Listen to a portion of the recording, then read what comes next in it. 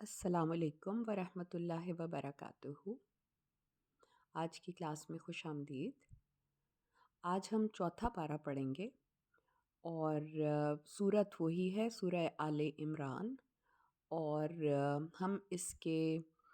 शुरू से लेकर और सलासा तक यानी कि उसके 3 क्वार्टर्स जो हैं वो हम करेंगे आज इंशाअल्लाह ताला अज़ीज़। तो हम अपनी क्लास का आगाज़ करते हैं। आऊज़ु बिल्लाहि मिनश्शैतानिर्रजीम बिस्मिल्लाहिर्रहमानिर्रहीम रब इश्रह ली सदरी व यस्सिर ली अमरी वाहलुल उक़दतम मिन लिसानी यफ़क़हू क़ौली रब्बी ज़िदनी इल्मा रब्बी यस्सिर वला तुअस्सिर व तम्मिम बिल खैर आमीन सुम्मा आमीन व बिका नस्ताईन। हम इसका आगाज़ करते हैं। लन तनालुल बिर्रा हत्ता तुनफ़िक़ू मिम्मा तुहिब्बून वमा तुनफ़िक़ू मिन शैइन फ़इन्नल्लाहा बिही अलीम। तुम इस वक्त तक असल नेकी हासिल ना कर सकोगे जब तक वो कुछ अल्लाह के राह में ख़र्च ना करो जो तुम्हें महबूब हो, और जो कुछ भी तुम खर्च करोगे अल्लाह ताला इसे खूब जानता है। यहाँ पे पहली आयत जो आ रही है उसमें इन्फाक का ज़िक्र है कि अल्लाह ताला की राह में ख़र्च करना, और कैसी चीज़ को ख़र्च करना जो आपको महबूब है, जो आपको बहुत अच्छी लगती है। जैसे हमने पहले भी सूरह बकरा में पढ़ा है ना कि अगर आप अल्लाह के रास्ते में देने का कसद करते हैं किसी को कोई चीज़, तो ऐसी नाकस और रद्दी चीज़ ना हो जिसको कि लेने वाला भी पसंद ना करता हो, मगर वो इतना ज़रूरतमंद है कि वो ले ले, चशमपोशी से काम ले और उसको इग्नोर कर दे। या ये कि ऐसी चीज़ अगर आपको दी जाए तो आप भी उसको लेना ना चाहो, आप भी उसको पसंद ना करो। तो हमेशा अल्लाह के रास्ते में जब हम इन्फाक कर रहे हैं,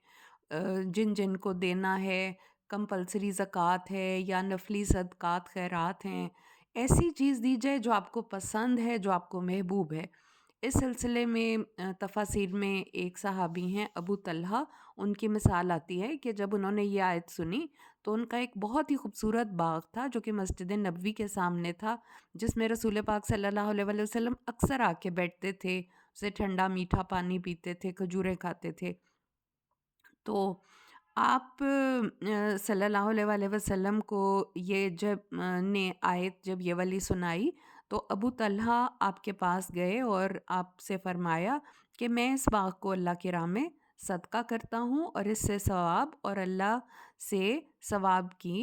अल्लाह के यहाँ से ज़ख़ीरा की उम्मीद रखता हूँ। ज़ख़ीरा मतलब कि मेरा ये जो मैं दे रहा हूँ आज, ये मेरे लिए जमा हुआ हुआ मुझे मिलेगा आखिरत में। ज़ख़ीरा का मतलब ये होता है ना, कोई चीज़ जमा करके रख ली जाए। तो आप जहाँ मुनासिब समझें इसे इस्तेमाल करें। तो आप बहुत खुश हुए, आप सल्लल्लाहु अलैहि वसल्लम ने कहा ये तो बहुत नफ़ा देने वाली चीज़ है, चलो तुम ऐसे करो कि इसे अपने गरीब रिश्तेदारों में बाँट दो। तो अबू तल्हा कहते हैं बहुत खूब या रसूल अल्लाह, मैं ऐसे ही करूँगा। लिहाजा उन्होंने ये अपने करीबी रिश्तेदार जो थे, अपने कज़न चाचा के भाइयों वग़ैरह में जो उनके करीबी रिश्तेदार थे उनमें बाँट दिया। तो इससे हमें ये भी पता चलता है कि ज़रूरी नहीं कि हम घर से बाहर ही जाके कोई मिस्कीन और कोई बहुत गरीब और कोई इस तरह के लोगों को ढूंढें। जैसे कि रसूल पाक सल्लल्लाहु अलैहि वसल्लम ने कहा कि अपने चचा के बेटों में और अपने करीबी रिश्तेदारों में बांट दो, तो ये भी जो है वो अल्लाह ताला उसको कबूल करता है कि अगर अल्लाह की राह में अल्लाह की रज़ा जोई के लिए ऐसा माल खर्च कर किया जा रहा है जो अपने बिल्कुल करीबी रिश्तेदारों पे भी किया जाता है, तो वो भी आपके लिए फिर सवाब का ज़रिया बन जाता है और वो सदका बन जाता है। ठीक है। इसी तरह कहते हैं ना कि शौहर अपनी बीवी पे जो खर्च करता है, अपने बच्चों पे जो स्पेंड करता है, या अपने वालिदैन पे जो आप स्पेंड करते हैं, वो भी बायसे सवाब होता है। और वो भी इसी नीयत से किया जाए कि हम अल्लाह की हुक्म को पूरा करते हुए अल्लाह की रज़ा जोई के लिए ये खर्च कर रहे हैं, तो वो आपके लिए सवाब का बायस बन जाएगा। जैसा कि एक साहबी थे, वो अपने घर में खिड़की बना रहे थे ना, तो रसूल पाक सल्लल्लाहु अलैहि वसल्लम ने उनसे पूछा, तो उन्होंने कहा कि हाँ जी, मैं खिड़की बना रहा हूँ इसलिए कि हवा आएगी मेरे घर में। तो आप सल्लल्लाहु अलैहि वसल्लम ने कहा कि अगर तुम ये नियत कर लेते ना कि इससे मुझे अजान की आवाज़ बड़ी अच्छी सुनाई दिया करेगी इस खिड़की से, तो इससे सवाब का बायस हो जाता ये चीज़। तो इसी तरह से यहाँ पे भी यही बताया जा रहा है کہ جو بھی چیز آپ خرچ کریں اور وہ ایسی ہونی چاہیے جو کہ آپ کو محبوب ہو. اور پھر جو میں نے آپ کو اس کے بعد ایکسٹرا ایک آدھی بات بتائی ہے وہ یہ ہے کہ ہر چیز جو کہ اللہ کی رضامندی کے لیے آپ اس میں اپنی نیت شامل کر لیتے ہیں تو اس میں ظاہر ہے پھر آپ ثواب کی امید رکھتے ہیں اور اللہ کی رضامندی کی امید بھی آپ رکھتے ہیں. ٹھیک ہے نا؟ تو یہ چیز ہو گئی. اب آگے سے ہم پڑھتے ہیں فَإِنَّ اللَّهَ بِهِ علیم، اور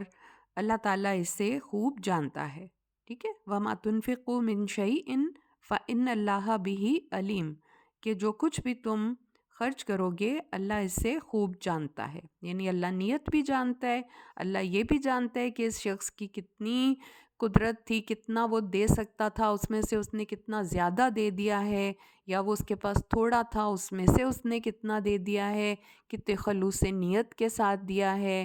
کتنے اپنی ضرورتوں کو الگ کرتے ہوئے اللہ کے راستے میں نکالا ہے. تو یہ چیز اللہ تعالیٰ خوب اچھے سے جانتے ہیں، اور اس کے مطابق ہی انسان کی کبھی بھی ناشکری یا ناقدری اللہ تعالیٰ نہیں کرے گا انشاءاللہ تعالیٰ. کل الطعام کان حلا لبنی اسرائیل الا ما حرم اسرائیل علی نفسہ من قبل ان تنزل التوراۃ قل فأتوا بالتوراۃ فاتلوها ان کنتم صادقین. بنی اسرائیل کے لیے کھانے پینے کی سب چیزیں حلال تھیں مگر وہ چیزیں جنہیں تورات کے نازل ہونے سے پہلے اسرائیل یعنی حضرت یعقوب نے خود اپنے اوپر حرام کر لیا تھا. آپ ان یہود سے کہیے اگر تم اپنے دعوے میں سچے ہو تو تورات لاؤ اور اس کی وہ عبارت پڑھو. اب یہاں پہ یہ بتایا جا رہا ہے کہ بنی اسرائیل مسلمانوں پہ ایک اعتراض کرتے تھے کہ اونٹ کا گوشت تو حرام تھا اور تورات میں حرام لکھا ہوا ہے اونٹ کا گوشت، تو یہ مسلمان تو اونٹ کا گوشت بھی کھاتے ہیں، دودھ بھی پیتے ہیں. تو اس اعتراض کا یہاں پہ جواب دیا جا رہا ہے کہ اونٹ کا گوشت تو تورات نازل ہونے سے کئی سو سال پہلے حضرت اسرائیل جو تھے، حضرت یعقوب جو کہ حضرت ابراہیم کے پوتے تھے. ٹھیک ہے نا؟ آپ کو یہ تو پتہ ہے نا کہ حضرت ابراہیم کے دو بیٹے تھے، حضرت اسحاق اور حضرت اسماعیل. حضرت اسماعیل کو حضرت ابراہیم بی بی ہاجرہ کے ساتھ چھوڑ آئے تھے مکہ میں، اور ان کی نسل مکہ میں ہی پلی بڑی، جن کی نسل سے رسول پاک محمد صلی اللہ علیہ وآلہ وسلم پیدا ہوئے تھے. اور پھر آپ کی دوسری بیوی جو تھیں حضرت سارہ، ان کے بطن سے حضرت اسحاق پیدا ہوئے، اور پھر حضرت اسحاق کے آگے سے بیٹے تھے حضرت یعقوب. اور پھر حضرت یعقوب کی نسل میں آگے بڑھتے بڑھتے چل کے حضرت موسیٰ آئے اور حضرت موسیٰ کے اوپر تورات اتری. ٹھیک ہے نا؟ تو اب اگر حضرت یعقوب نے اپنے اوپر اونٹ کا گوشت خود کسی وجہ سے انہوں نے اس سے پرہیز کرتے تھے، وہ نہیں کھاتے تھے اس کو، یا تو ان کو پسند نہیں تھا، یا بعض روایات میں آتے ہیں ان کو کوئی بیماری تھی، کوئی جیسے ہڈیوں کی یا جوڑوں کی بیماری ہے جس میں گھٹنوں کی بیماری تھی، یا کوئی ایسی بیماری تھی جس کی وجہ سے ان کو کسی حکیم نے منع کیا تھا کہ آپ اونٹ کا گوشت نہ کھائیں. ٹھیک ہے؟ تو یہ جو اعتراض کرتے ہیں بنی اسرائیل کے مسلمان، تو شریعت کی پابندیوں کو ہی نہیں مانتے. اگر مسلمان دعویٰ کرتے ہیں کہ ہم تورات کو کی بھی تصدیق کرنے والے ہیں، حضرت موسیٰ کی بھی تصدیق کرنے والے ہیں، تو اونٹ کا گوشت یہ کیسے اتنے شوق سے کھا لیتے ہیں؟ تو اس اعتراض کا جواب دیتے ہوئے اللہ تعالیٰ فرما رہے ہیں کہ بنی اسرائیل کے لیے کھانے پینے کی سب چیزیں حلال تھیں مگر وہ چیزیں جنہیں تورات کے نازل ہونے سے پہلے اسرائیل نے خود اپنے اوپر حرام کر لیا تھا. یہاں پہ آپ یہ دیکھیں، اسرائیل جو ہے حضرت یعقوب کا ایک نام ہے جو کہ اس کا عبرانی زبان کا لفظ ہے جس کا مطلب ہوتا ہے جیسے عبداللہ، اللہ کا بندہ. تو اسرائیل کا یہ مطلب تھا. تو حضرت یعقوب کا یہ نام تھا اسرائیل، اس لیے بنی اسرائیل کہتے ہیں نا کہ حضرت اسرائیل کی اولاد، کیونکہ حضرت یعقوب کے 12 بیٹے تھے اور ان سے پھر پوری یہ نسل جو بنی اسرائیل کی چلی، تو جنہیں تورات کے نازل ہونے سے پہلے اسرائیل نے خود اپنے اوپر حرام کر لیا تھا. آپ ان یہود سے کہیے اگر تم اپنے دعوے میں سچے ہو تو تورات لاؤ اور اس میں سے وہ عبارت پڑھو. ظاہر ہے اس میں تورات میں تو یہ لکھا ہی نہیں ہوا تھا. فمن افترى على الله الكذب من بعد ذلك فاولئك هم الظالمون. پھر اس کے بعد جو لوگ بھی اللہ کی طرف جھوٹی باتیں منسوب کریں تو ایسے لوگ ظالم ہیں. اب یہ چیزیں جو ہے نا، یہ والی جو ایک ہے کہ اللہ کی طرف جھوٹی باتیں منسوب کرنا، اس بات کا بار بار ذکر آئے گا قرآن پاک میں. بار بار اس چیز کا ذکر آتا ہے کہ جو حق اللہ تعالیٰ نے کتابوں میں دیا ہے اس کو چھپا جانا، اس میں غلط چیزیں کا ایڈیشنز کرنا، غلط چیزیں اس میں ایڈ کر دینا، یا اللہ کی بتائی ہوئی باتوں کو چھپانا. تو یہ ساری حق اور باطل کو آپس میں ایسے مکس کر دینا کہ سمجھ ہی نہ آئے سچ کیا ہے جھوٹ کیا ہے. تو ان چیزوں کا بار بار ذکر آتا ہے کیونکہ یہ پہلی قوموں میں ایسی باتیں رہی ہیں کہ اللہ نے جو باتیں نازل کیں، اللہ نے جو احکامات نازل کیے، انہوں نے اس کو اپنی خواہش کے مطابق تبدیل کر لیا، اس کو اس کے اندر تبدیلیاں لے آئے یا حق میں باطل کو مکس کیا، جو کہ بالکل جب ہم نے سورہ بقرہ کا آغاز کیا تھا تو اس میں ہم نے اہل کتاب میں سے یہود کی یہ والی بات بڑے کلیئرلی پڑھی تھی کہ تم تو کتاب پڑھنے والے ہو تو کیوں سچ کو جھوٹ میں اور کرتے ہو اور مکس کرتے ہو، حق کو کیوں چھپاتے ہو، ایسی باتیں کیوں کہتے ہو اللہ کے نام سے جو اللہ نے نہیں کہیں. تو اگر کوئی یہ کہے کہ تورات میں ایسی چیز حرام ہے جیسے اونٹ کا گوشت حرام ہے، تو یہ تو اللہ کے اوپر ایک بہت بڑا بہتان ہو گیا نا کہ خود سے ایک چیز اللہ کے نام سے کہہ دی کہ یہ تو حرام ہے. تو یہاں پہ اللہ تعالیٰ کہہ رہے ہیں کہ پھر وہ عبارت پڑھو، یعنی کہ لے کے آؤ تورات اور اس میں وہ عبارت پڑھو. فمن افترى علی اللہ الکذب، جو اللہ کی طرف جھوٹی باتیں منسوب کریں، من بعد ذالک فاولئک هم الظالمون، تو ایسے ہی لوگ ظالم ہیں. قل صدق اللہ، آپ کہہ دیجئے جو کچھ اللہ نے فرمایا سچ فرمایا. فاتبعوا ملت ابراہیم حنیفا وما کان من المشرکین، لہٰذا تمہیں حضرت ابراہیم کے طریقے کی پیروی کرنی چاہیے جو اللہ ہی کے ہو گئے تھے اور وہ شرک کرنے والوں میں سے نہ تھے. اور حضرت ابراہیم کے بارے میں بھی کل جو ہم پہلے پڑھ رہے تھے اس میں ہم نے یہ پڑھا تھا نا کہ ہر کوئی یہ چاہتا تھا کہ اپنی نسبت حضرت ابراہیم سے جوڑے. یہودی کہتے تھے کہ وہ ہمارے میں سے ہیں، نصرانی کہتے تھے، عیسائی کہتے تھے وہ ہمارے میں سے تھے. تو اللہ تعالیٰ نے تب بھی یہی کہا تھا کہ حضرت ابراہیم سے کلوزسٹ وہ لوگ ہیں جو کہ ان پہ ایمان اس وقت لے کے آئے تھے، اور یہ نبی یعنی کہ محمد صلی اللہ علیہ وآلہ وسلم اور وہ لوگ جو آپ کے امتی ہیں یا آپ کے فالوور ہیں. اور حضرت ابراہیم کے بارے میں یہ بتایا تھا کہ نہ وہ یہودی تھے نہ وہ عیسائی تھے، بلکہ وہ تو حنیفاً مسلمن تھے کہ ہر طرف سے کٹ ہو کے، ہر چاروں طرف سے کٹ آف ہو کے وہ صرف اور صرف اللہ ہی کے ہو کے رہ گئے تھے. انہوں نے اللہ ہی کی طرف اپنی ساری توجہ مرکوز کرتی تھی اور وہ مشرکین میں سے نہ تھے، یعنی کہ وہ شرک کرنے والوں میں سے نہیں تھے. اِنَّ أَوَّلَ بَيْتٍ وُضِعَ لِلنَّاسِ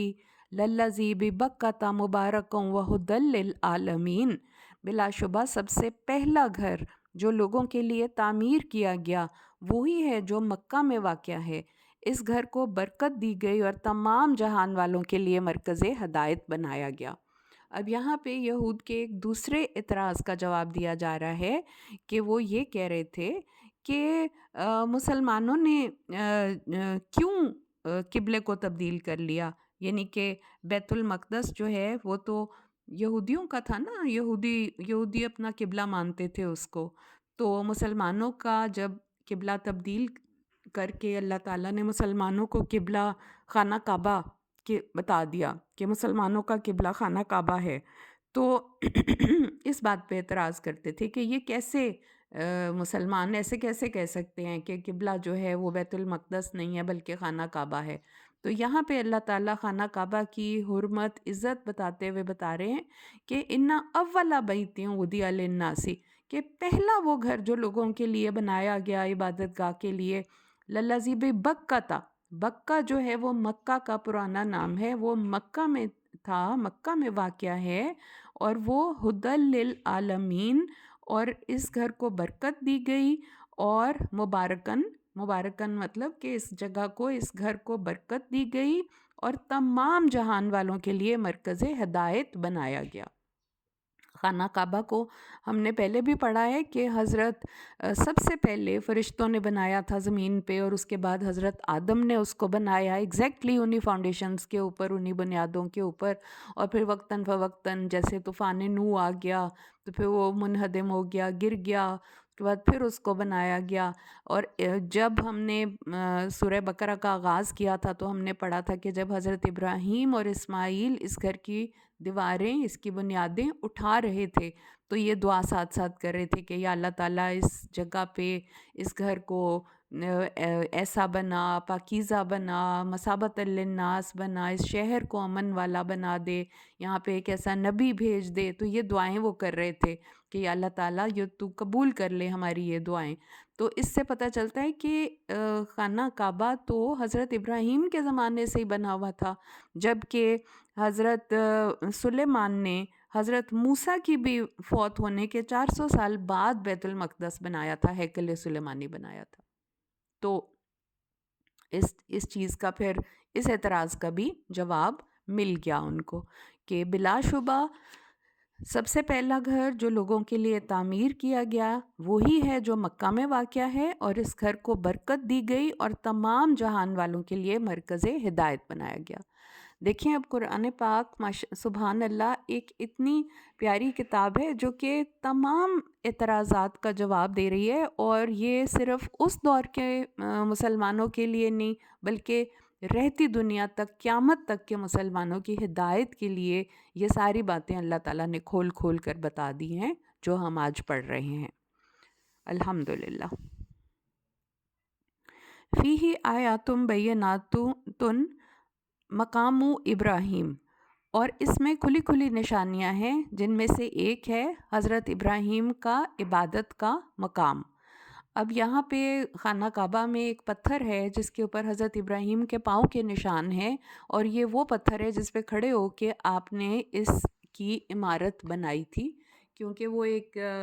معجزاتی طور پہ وہ پتھر اوپر نیچے ہو جاتا تھا، اور وہ پتھر although اتنا سخت ہوتا ہے لیکن پھر بھی اس کے اوپر ان کے پاؤں کے نشان ایسے ثبت ہو گئے، تو وہ ایک نشانی کے طور پہ ہے۔ اور تمام مسلمان جب طواف کرتے ہیں تو اس کے بعد مقام ابراہیم پر نوافل ادا کرنے ہوتے ہیں۔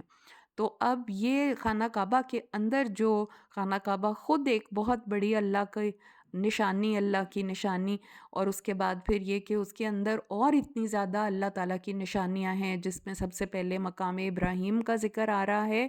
اور پھر کیا ہے وَمَن دَخَلَهُ كَانَ آمِنًا، اور جو شخص اس میں داخل ہو گیا وہ محفوظ اور مامون ہو گیا۔ یعنی خانہ کعبہ ایک حرمت والی جگہ ہے، وہاں پہ کوئی کسی کو نقصان نہیں پہنچا سکتا، وہاں پہ لڑنا درست نہیں ہے، وہاں کے کانٹے تک نہ کاٹے جائیں، نہ شکار کیا جائے، نہ گری پڑی چیز کو اٹھایا جائے، نہ وہاں پہ سبزہ کاٹا جائے۔ رسول پاک صلی اللہ علیہ وآلہ وسلم نے صرف ایک خاص قسم کی جھاڑی تھی جس کو کاٹنے کی اجازت دی تھی، اذخر کی گھاس جس کو کہتے ہیں، اور وہ آپ نے کہا تھا کہ یہ کام آتی ہے، لوہاروں کی بھٹیوں میں کام آتی ہے اور گھروں میں جلانے کے کام آتی ہے، تو اس کی اجازت دے دی جائے۔ تو یہ بخاری شریف جو ہے کتاب حدیث کی، اس کے اندر سے یہ حدیث لی گئی ہے نا کہ نہ وہاں کانٹے کاٹے جائیں، نہ شکار کو ہانکا جائے، نہ گری پڑی چیز کو اٹھایا جائے، الا یہ کہ اٹھانے والا مالک کو پہچانتا ہو اور وہ اسے پہنچا دے، نہ وہاں سبزہ کاٹا جائے۔ اور پھر حضرت عباس نے ریکویسٹ کی تھی کہ یا رسول اللہ یہاں پہ اذخر گھاس کو کاٹنے کی اجازت دے دیں کیونکہ یہ استعمال میں آنے والی چیز ہے، تو آپ نے اجازت دے دی تھی۔ تو یہ ایک امن کی جگہ ہے، یہاں پہ آ کے جانی دشمن بھی ایک دوسرے سے نظریں چرا لیتے ہیں، ایک دوسرے سے نظر پھیر لیتے ہیں، تلواریں اپنی اندر کر لیتے ہیں، اور کوئی وہاں پہ جھگڑا، گالی گلوچ آپس میں کوئی ایسی بات نہیں ہوتی۔ اور وَلِلَّهِ عَلَى النَّاسِ حِجُّ الْبَيْتِ مَنِ اسْتَطَاعَ إِلَيْهِ سَبِيلًا، اور لوگوں پر اللہ کا حق ہے کہ جو شخص اس گھر تک پہنچنے کی استطاعت رکھتا ہو وہ اس کا حج کرے۔ ومن کفر فإن اللہ غنی عن العالمین، اور جو شخص اس حکم کا انکار کرے وہ خوب جان لے کہ اللہ تعالیٰ تمام دنیا والوں سے بے نیاز ہے۔ یعنی کہ زندگی میں ایک دفعہ وہاں کا حج کرنا جو ہے اللہ تعالیٰ نے یعنی جو استطاعت رکھتے ہیں ان کے لیے فرض قرار دیا گیا ہے کہ وہاں پہ جانے کا ارادہ کرے، اور جس کو استطاعت ہے اور اس کے باوجود وہ نہیں جاتا، تو رسول پاک صلی اللہ علیہ وسلم کی حدیث ہے، بڑے سخت الفاظ ہیں کہ اللہ کو کچھ پرواہ نہیں کہ ایسا شخص یہودی ہو کر مرے یا نصرانی ہو کر، یعنی کہ جو شخص استطاعت بھی رکھتا ہے جان بوجھ کر حج کا ارادہ نہیں کرتا اور اس سے غافل رہتا ہے، تو یعنی ہر مسلمان کے دل میں یہاں پہ اس آیت سے یہی پتہ چلتا ہے نا کہ شوق ہونا چاہیے جانے کا، اور وہ کوشش کرے اور اپنے لیے سیونگ کرے اور ضرور وہاں پہ جائے۔ تو اس لیے یہاں پہ کہا ہوا ہے فَإِنَّ اللَّهَ غَنِيٌّ عَنِ الْعَالَمِينَ، عالمین، کہ اللہ تعالیٰ کو پھر لوگوں کی کوئی پر مطلب نہیں ہے، اللہ تعالیٰ تو بے نیاز ہے، اللہ تعالیٰ کو تو ضرورت نہیں ہے نا کہ لوگ وہاں پہ جا کے حج کریں، طواف کریں، عمرہ کریں، اللہ تعالیٰ کو تو اس سے کوئی فرق نہیں پڑتا، یہ تو انسان کی ہی بہتری کے لیے ہے، کیونکہ وہاں پہ اتنی نعمتیں، اتنے معجزے ہیں جو انسان کی زندگی پہ بعد میں برکت لے کے آتے ہیں، اور انسان کی زندگی میں اتنی تبدیلی آ جاتی ہے، اتنی بہتری، اور دعاؤں کی قبولیت کی جگہ ہے، اللہ کی نشانیاں ہیں وہاں پہ، آب زمزم کا کنواں ہے، پھر وہ صفا اور مروہ کی پہاڑیاں ہیں جہاں پہ حضرت ہاجرہ بھاگی تھیں اپنے چھوٹے سے بیٹے کو لٹا کے، اور مطاف کی ایک جگہ ہے جہاں پہ طواف ہو رہا ہوتا ہے، خانہ کعبہ کا، خانہ کعبہ کے گرد جو طواف کی جگہ ہے اس میں کہتے ہیں دعائیں کی ہوئی قبول ہوتی ہیں، تو یہ پورا ایک حج کا، پھر منا کی وادی میں جاتے ہیں، عرفات میں دعائیں کرتے ہیں، قربانی کرتے ہیں، یہ ساری چیزیں جو ہیں اللہ تعالیٰ نے کہا کہ ایک دفعہ سب پہ فرض ہیں، من استطاع الیہ سبیلا وللہ علی الناس حج البیت، کہ لوگوں پر اللہ کا یہ حق ہے کہ جو شخص اس تک پہنچنے کی استطاعت رکھتا ہو تو وہ اس کا حج کرے، اور جو شخص اس حکم کا انکار کرے تو خوب جان لے کہ اللہ تعالیٰ تمام دنیا والوں سے بے نیاز ہے۔ قُلْ یا اہل الکتاب لم تکفرون بآیات اللہ واللہ شہید علی ما تعملون، آپ ان اہل کتاب سے کہیے کہ تم اللہ کی آیات کا کیوں انکار کرتے ہو، حالانکہ جو کچھ بھی تم کرتے ہو اللہ سب کچھ دیکھ رہا ہے۔ قُلْ یا اہل الکتاب لم تصدون عن سبیل اللہ من آمن تبغونها عوجا وانتم شہداء وما اللہ بغافل عما تعملون، کہو اے اہل کتاب، جو شخص ایمان لاتا ہے تم اسے اللہ کی راہ سے کیوں روکتے ہو، تم اس میں کجی تلاش کرتے ہو، حالانکہ تم خود گواہ ہو، اور جو کچھ تم حرکتیں کر رہے ہو اللہ اس سے بے خبر نہیں۔ یعنی کہ یہود کا ایک اور طریقہ تھا کہ اسلام دشمنی میں اس حد تک آگے بڑھ گئے تھے کہ لوگوں کو اسلام سے بہکا دیتے تھے، یعنی جو شخص مسلمان ہونے لگتا تھا یا ہو جاتا تھا اس کو طرح طرح کے شکوک و شبہات میں مبتلا کر دیتے تھے، اور کہتے تھے کہ جو نبی یہ ہیں ان کی بشارت تو نہیں ہے ہماری کتابوں میں، اور اگر یہ وہی نبی ہوتا تو قبلہ کو کیوں تبدیل کر دیتا، اور پھر یہ کہ جو چیزیں پہلے حرام تھیں ان کو حلال کیوں کر دیتا، اور اس طرح کے غلط مسائل، ایسے الٹی سیدھی باتیں کر کے مسلمانوں کو گمراہ کرنے کی کوشش کرتے تھے۔ تو اللہ تعالیٰ نے ایسی ہی حرکتوں پہ پکڑ کرتے ہوئے ان سے یہاں پہ کہہ رہے ہیں کہ اے اہل کتاب، جو شخص ایمان لاتا ہے تم اسے اللہ کی راہ سے کیوں روکتے ہو، تم اس میں کجی تلاش کرتے ہو، حالانکہ تم خود اس کے گواہ ہو، اور جو حرکتیں تم کر رہے ہو اللہ اس سے بے خبر نہیں ہے۔ یا ایھا الذین آمنوا ان تطیعوا فریقا من الذین اوتوا الکتاب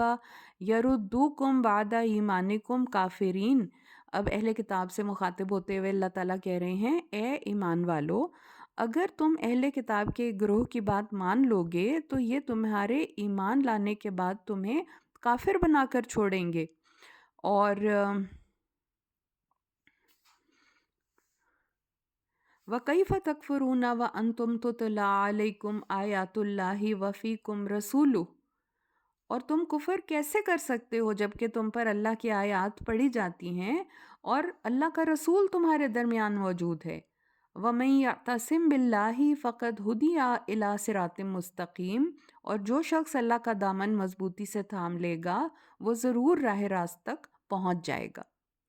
یا ایھا الذین آمنوا اتقوا اللہ حق تقاتہ ولا تموتن الا وانتم مسلمون۔ اے ایمان والو، اللہ سے ایسے ڈرو جیسا کہ اس سے ڈرنے کا حق ہے، اور تمہیں موت نہیں آنی چاہیے مگر اس حال میں کہ تم مسلمان ہو۔ یہی جو دعا ہے، یہ حضرت یعقوب نے بھی یہی بات اپنے بیٹوں سے کہی تھی کہ تم ہرگز نہ مرو، ہرگز تمہیں موت نہ آئے مگر اس حال میں کہ تم مسلمان ہو۔ اور یہ بات اس لیے کہی جاتی ہے کہ انسان کی زندگی کا ایک ایک پل، ایک ایک لمحہ اللہ کی اطاعت میں ہو۔ مسلم ان کا مطلب سر جھکانے والا، فرما بردار، کہ ہماری ہر حالت جو ہے، ہماری زندگی کا ہر لمحہ اللہ کی فرما برداری میں گزر رہا ہو۔ کتنی باریکی کی بات اس میں دیکھیں نا بتائی گئی ہے، سبحان اللہ، کہ تمہیں موت نہ آئے مگر یہ کہ تم مسلمان ہو۔ تو اب اگر انسان اتنی اچھی اپنی پریپریشن موت کی رکھے گا تو وہ ہر لمحہ اللہ کی اطاعت میں گزارے گا، کیونکہ پھر جس وقت بھی اس کو موت آئے گی وہ اسی حال میں ہوگا کہ وہ مسلم ہے، یعنی کہ وہ فرما بردار ہے۔ اور یہی بات اللہ تعالی ہمیں بتا رہے ہیں کہ اللہ سے ڈرو حق کا تقاتی ہی، جیسا کہ اس کے ڈرنے کا حق ہے، یعنی کہ اللہ تعالیٰ کی ذات کے بارے میں بتایا کہ اتنی بڑی اس کی ذات ہے، اتنا رحمان ہے، اتنا رحیم ہے، اپنے بندوں پہ اتنا مہربان ہے، تو کتنا اس کی فرما برداری میں ہمیں اس سے ڈرنا چاہیے کہ کہیں وہ ہم سے ناراض نہ ہو جائے۔ وَاعْتَصِمُوا بِحَبْلِ اللَّهِ جَمِيعًا وَلَا تَفَرَّقُوا، اور اللہ کی رسی کو مضبوطی سے تھام لو اور تفرقہ میں نہ پڑو۔ اور اللہ کی رسی کے بارے میں ایک جگہ پہ بتایا ہے کہ اللہ کی رسی کیا ہے؟ قرآن پاک، جس کو کہ مضبوطی سے پکڑے رکھو۔ وَاعْتَصِمُوا بِحَبْلِ اللَّهِ جَمِيعًا، سارے مل کے اللہ کی رسی کو مضبوطی سے پکڑے رکھو۔ اور یہ اللہ کی رسی دین اسلام بھی ہو سکتی ہے کہ جس کو کہ پہلے کہا گیا تھا نا کہ یہ عروۃ الوثقی ہے، کہ کڑا ہے جس کو مضبوطی سے پکڑ لو، اور جو کہ لن انفصام لہا، کہ وہ آپ کو وہ تھام لے گا، مضبوط ہے، وہ آپ کو گرنے نہیں دے گا۔ تو یہاں پہ بھی اسی طرح کی بات کہی گئی ہے کہ اللہ کی رسی کو مضبوطی سے تھام لو اور تفرقے میں نہ پڑو، یعنی اگر ایک رسی کو سب نے پکڑا ہوگا تو وہ الگ الگ تو نہیں ہوں گے، بٹ تو نہیں جائیں گے نا فرقوں میں، وہ ایک یونائٹڈ ایک رسی ہے جس کو کہ سب نے مل کے پکڑا ہوا ہے۔ وَاذْكُرُوا نِعْمَةَ اللَّهِ عَلَيْكُمْ إِذْ كُنْتُمْ أَعْدَاءً فَأَلَّفَ بَيْنَ قُلُوبِكُمْ فَأَصْبَحْتُمْ بِنِعْمَتِهِ إِخْوَانًا۔ اللہ کی اس نعمت کو یاد کرو جو اس نے تم پر اس وقت کی تھی جب تم ایک دوسرے کے دشمن تھے، پھر اللہ نے تمہارے دلوں میں الفت ڈال دی اور تم اس کی مہربانی سے آپس میں بھائی بھائی بن گئے۔ وَاذْكُرُوا نِعْمَةَ اللَّهِ عَلَيْكُمْ إِذْ كُنْتُمْ أَعْدَاءً فَأَلَّفَ بَيْنَ قُلُوبِكُمْ فَأَصْبَحْتُمْ بِنِعْمَتِهِ إِخْوَانًا وَكُنْتُمْ عَلَى شَفَا حُفْرَةٍ مِّنَ النَّارِ فَأَنْقَذَكُم مِّنْهَا كَذَلِكَ يُبَيِّنُ اللَّهُ لَكُمْ آيَاتِهِ لَعَلَّكُمْ تَهْتَدُونَ۔ اور تم آگ کے گڑھے کے کنارے کھڑے تھے، اللہ نے تمہیں اس سے بچا لیا۔ اللہ تعالیٰ اسی انداز میں اپنی نشانیاں بیان کرتا ہے تاکہ تم راہ راست کو پا سکو۔ اور یہ پھر ایک اور مثال بتائی گئی ہے کہ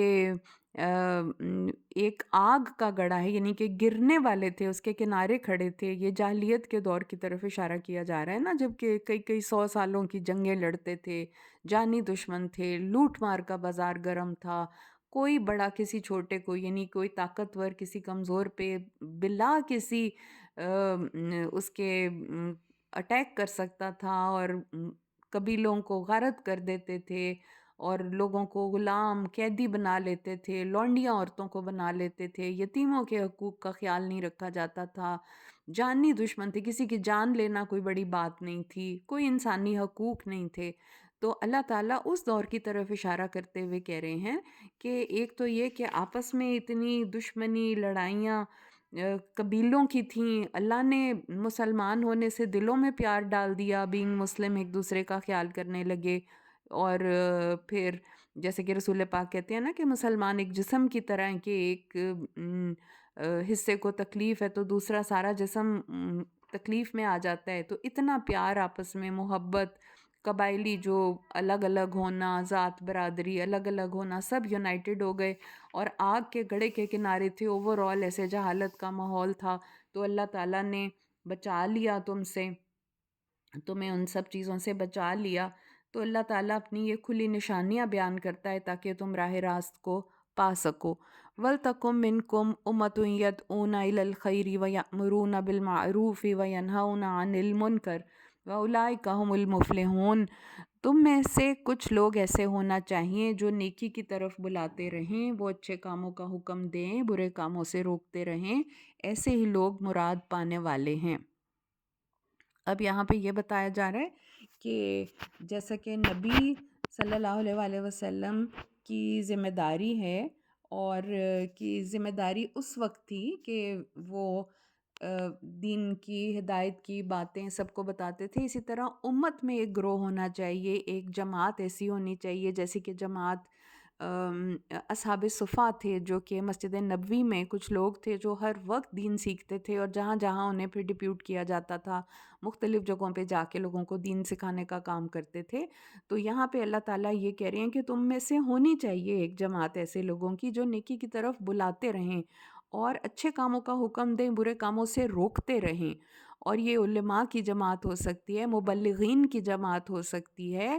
تمام امت اس کے اندر شامل ہے کہ جو کوئی اس جماعت کا حصہ بننا چاہتا ہے. یہ پولیٹیکل پارٹی یا کوئی مذہبی جماعت نہیں، بلکہ یہ اللہ تعالیٰ نے ایک ڈیوٹی لگا دی ہے کہ جو لوگ بھی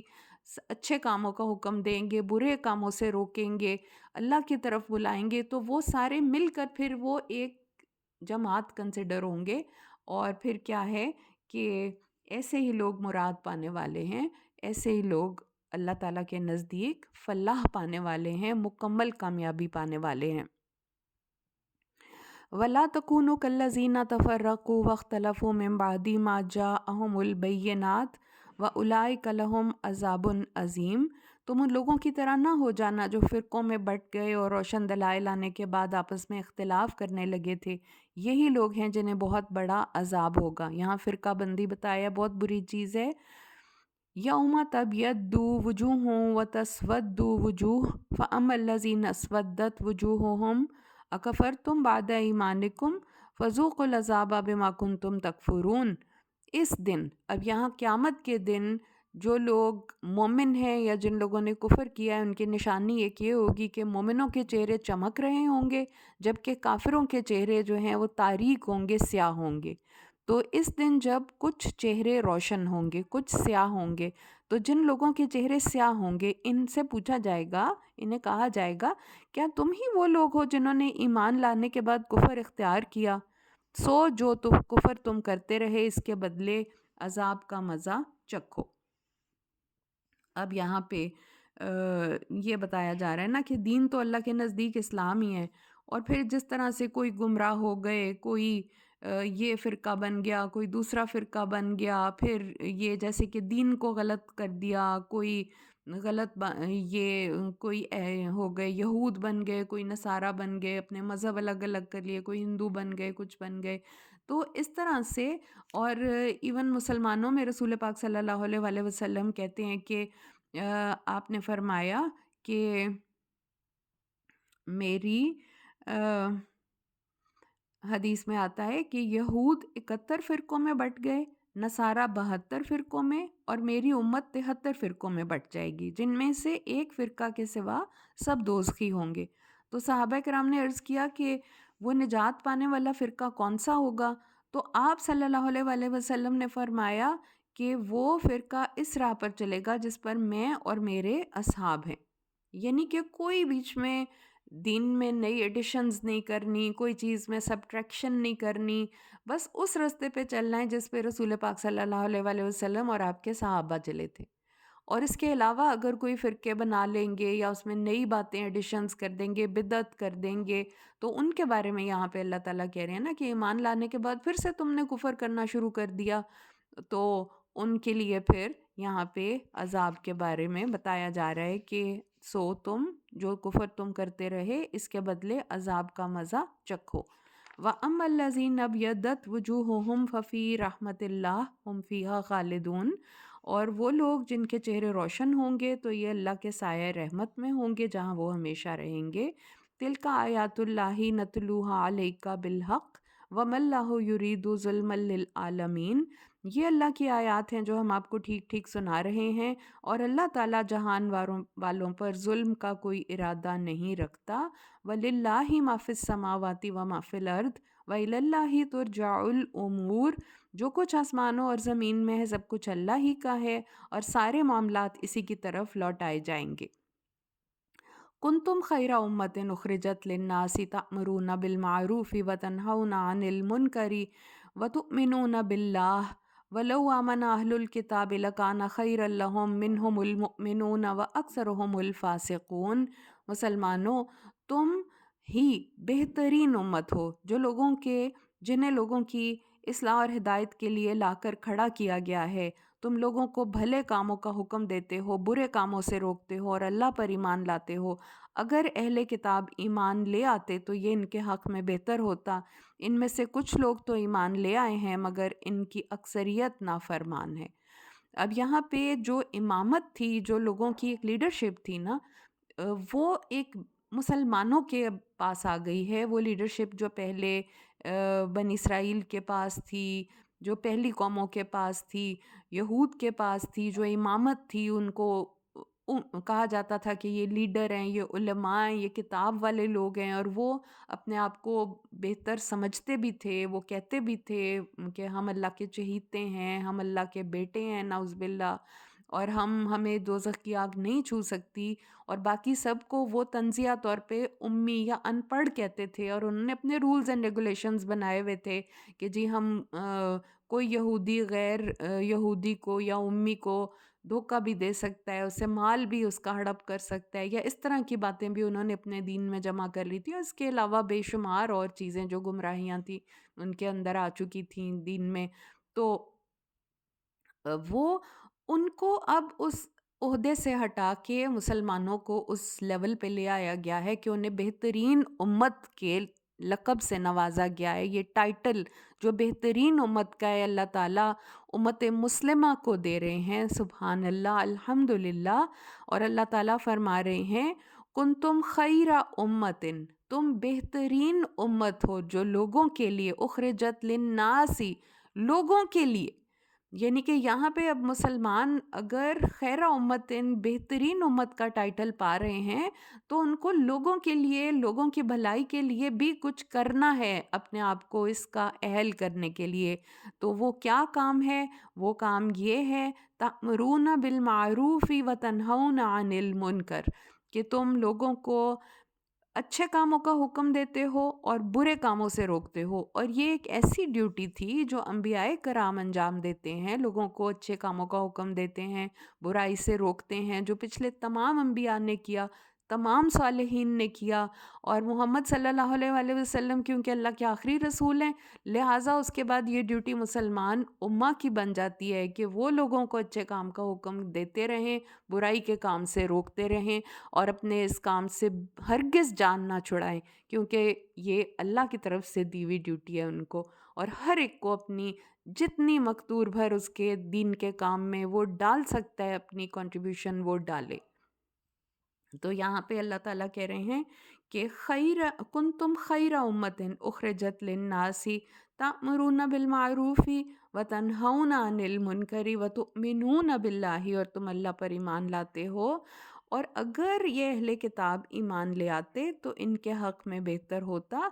ان میں سے کچھ لوگ تو ایمان لے آئے، تھوڑے سے لوگ ایسے تھے جو کہ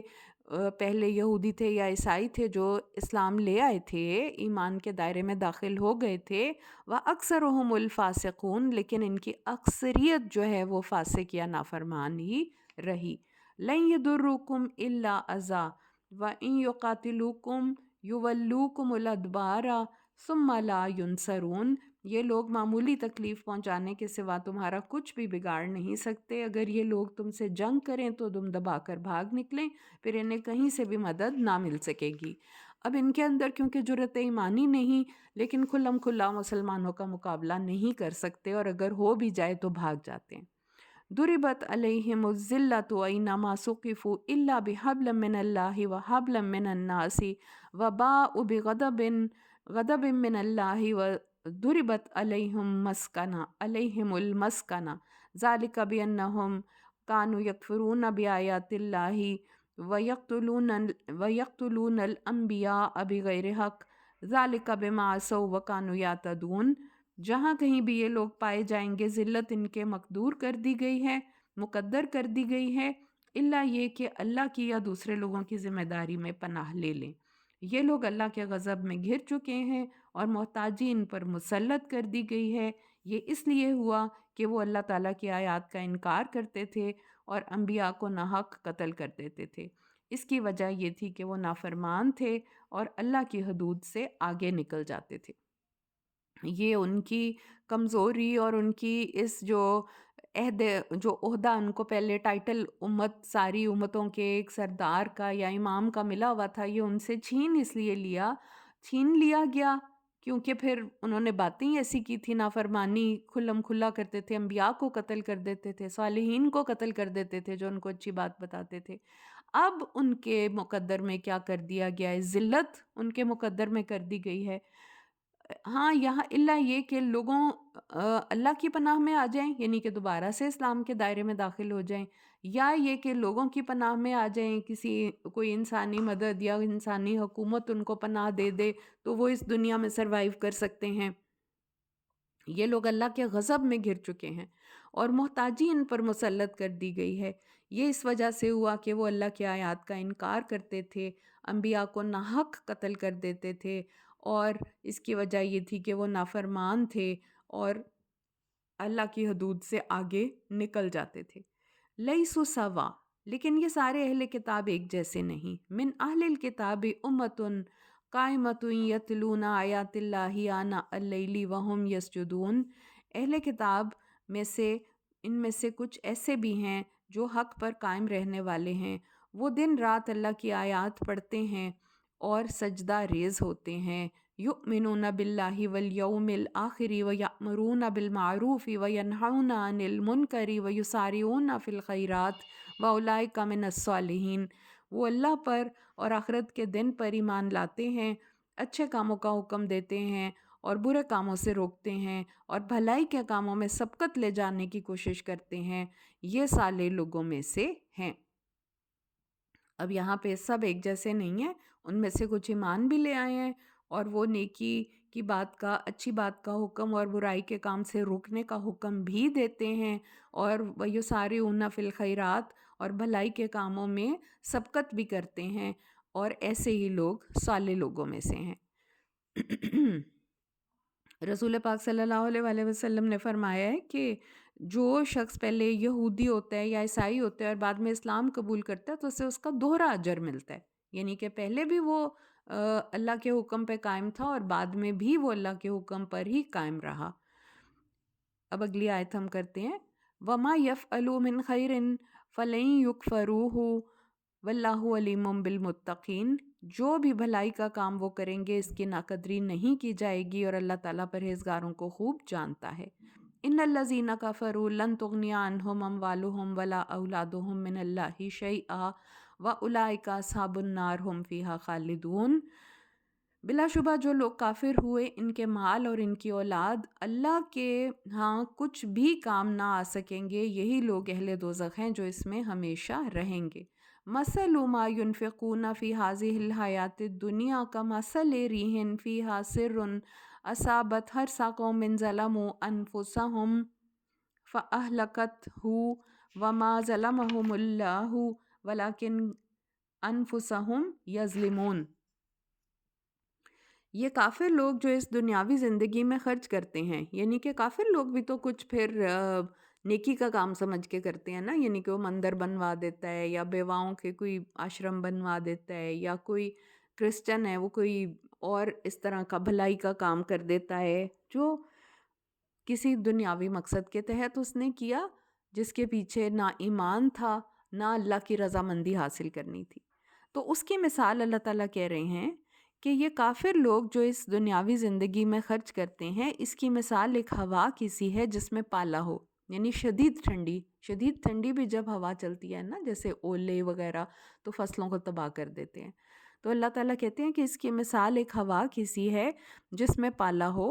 اور یہ ہوا ایسے لوگوں کی کھیتی پر جا پہنچے جنہوں نے اپنے آپ پہ ظلم کیا ہو اور وہ اس کھیتی کو تباہ کر ڈالے. ایسے لوگوں پر اللہ ظلم نہیں کرتا بلکہ وہ خود ہی اپنے آپ پر ظلم کرتے ہیں. یا ایھا الذین آمنوا لا تتخذوا بطانة من دونکم لا یألونکم خبالا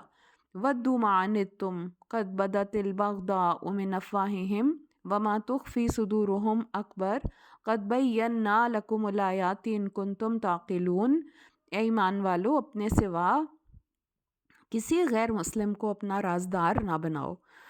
وہ تمہاری خرابی کے لیے کوئی کسر اٹھا نہیں رکھتے، اور وہ تو چاہتے ہیں کہ تم مصیبت میں پڑ جاؤ، اور ان کی دشمنی ان کی زبانوں پر بے اختیار آ جاتی ہے. جو کچھ وہ اپنے دلوں میں چھپائے بیٹھے ہیں وہ اس سے شدید تر ہے. ہم نے تمہیں واضح ہدایات دے دی ہیں، اگر تم سوچو گے تو،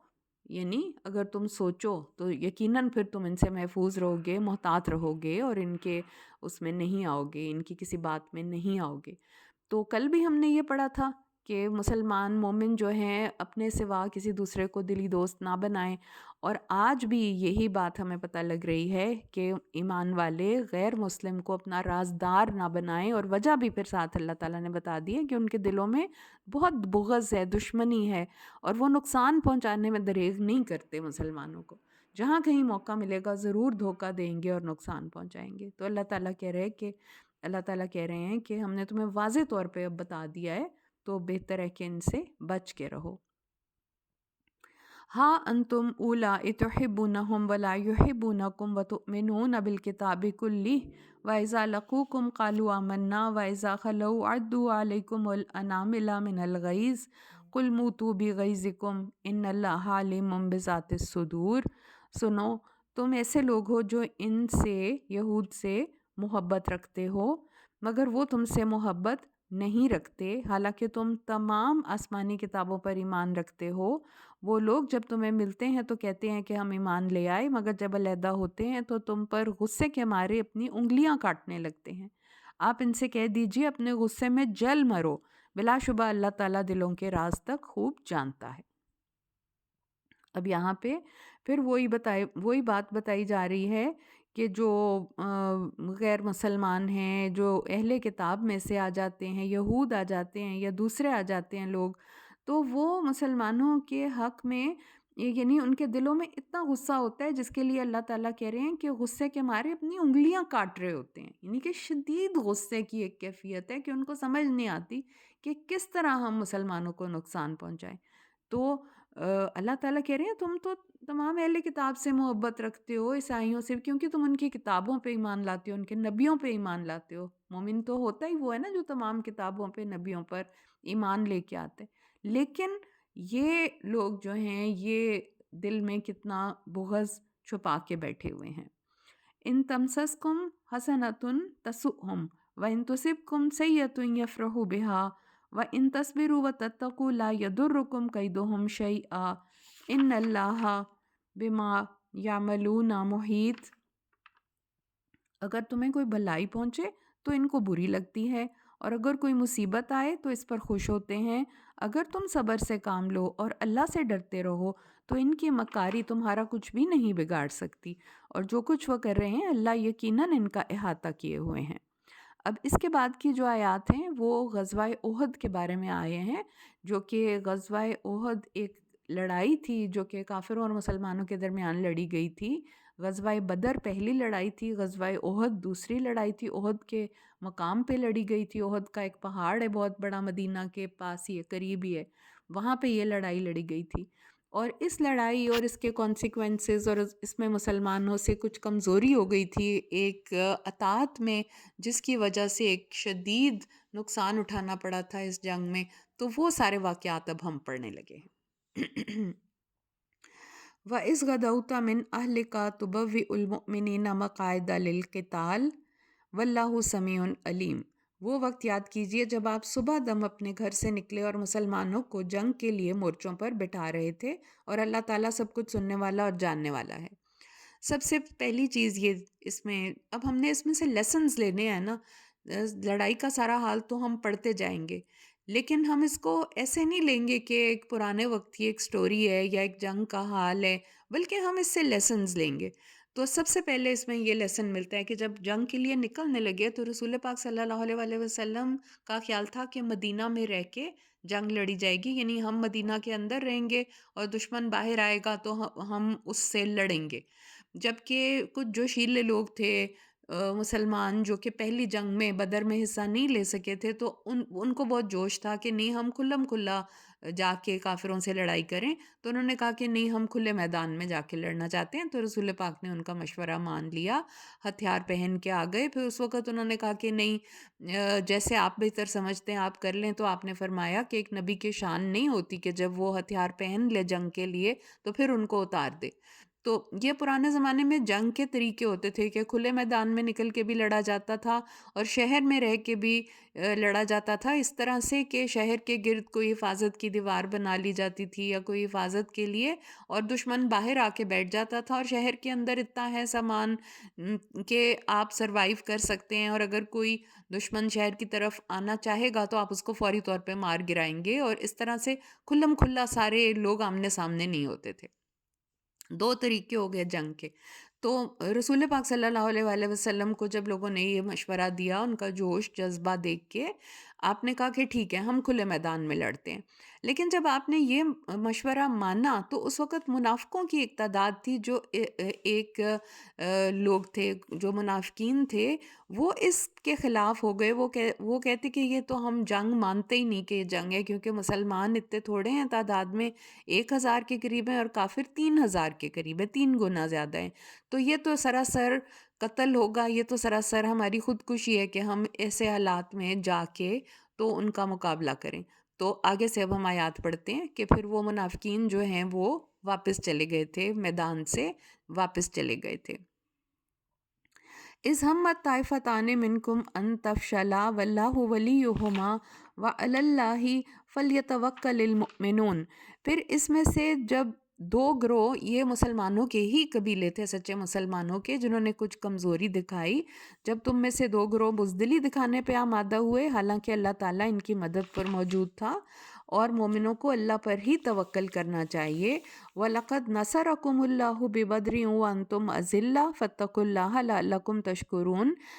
اس سے پہلے اللہ تعالیٰ نے جنگ بدر میں تمہاری اس وقت مدد کی تھی جب تم کمزور تھے، لہٰذا اس سے ڈرتے رہو۔ اب جنگ بدر جو تھی وہ پہلی لڑائی تھی جو کہ مسلمانوں کی بہت ہی کمزور تھے اس وقت، اور کافر طاقتور تھے اور جنگی سامان بھی بہت زیادہ تھا۔ تو اللہ تعالیٰ نے ایک ہوا چلا دی تھی وہاں پہ، جو کہ کافروں کی آنکھوں میں ریت چلی گئی تھی، پھر اللہ تعالیٰ نے بارش کی تھی، کافروں کی طرف کیچڑ ہو گیا تھا، پھر اللہ تعالیٰ نے فرشتے اتارے تھے، اللہ تعالیٰ نے مدد کے بہت اسباب کیے تھے، جس کی وجہ سے بدر میں مسلمانوں کو فتح نصیب ہوئی تھی، اور کافر بہت سارے قتل ہو گئے تھے، 70 کافر قتل ہو گئے تھے، 70 کافر قیدی بن گئے تھے۔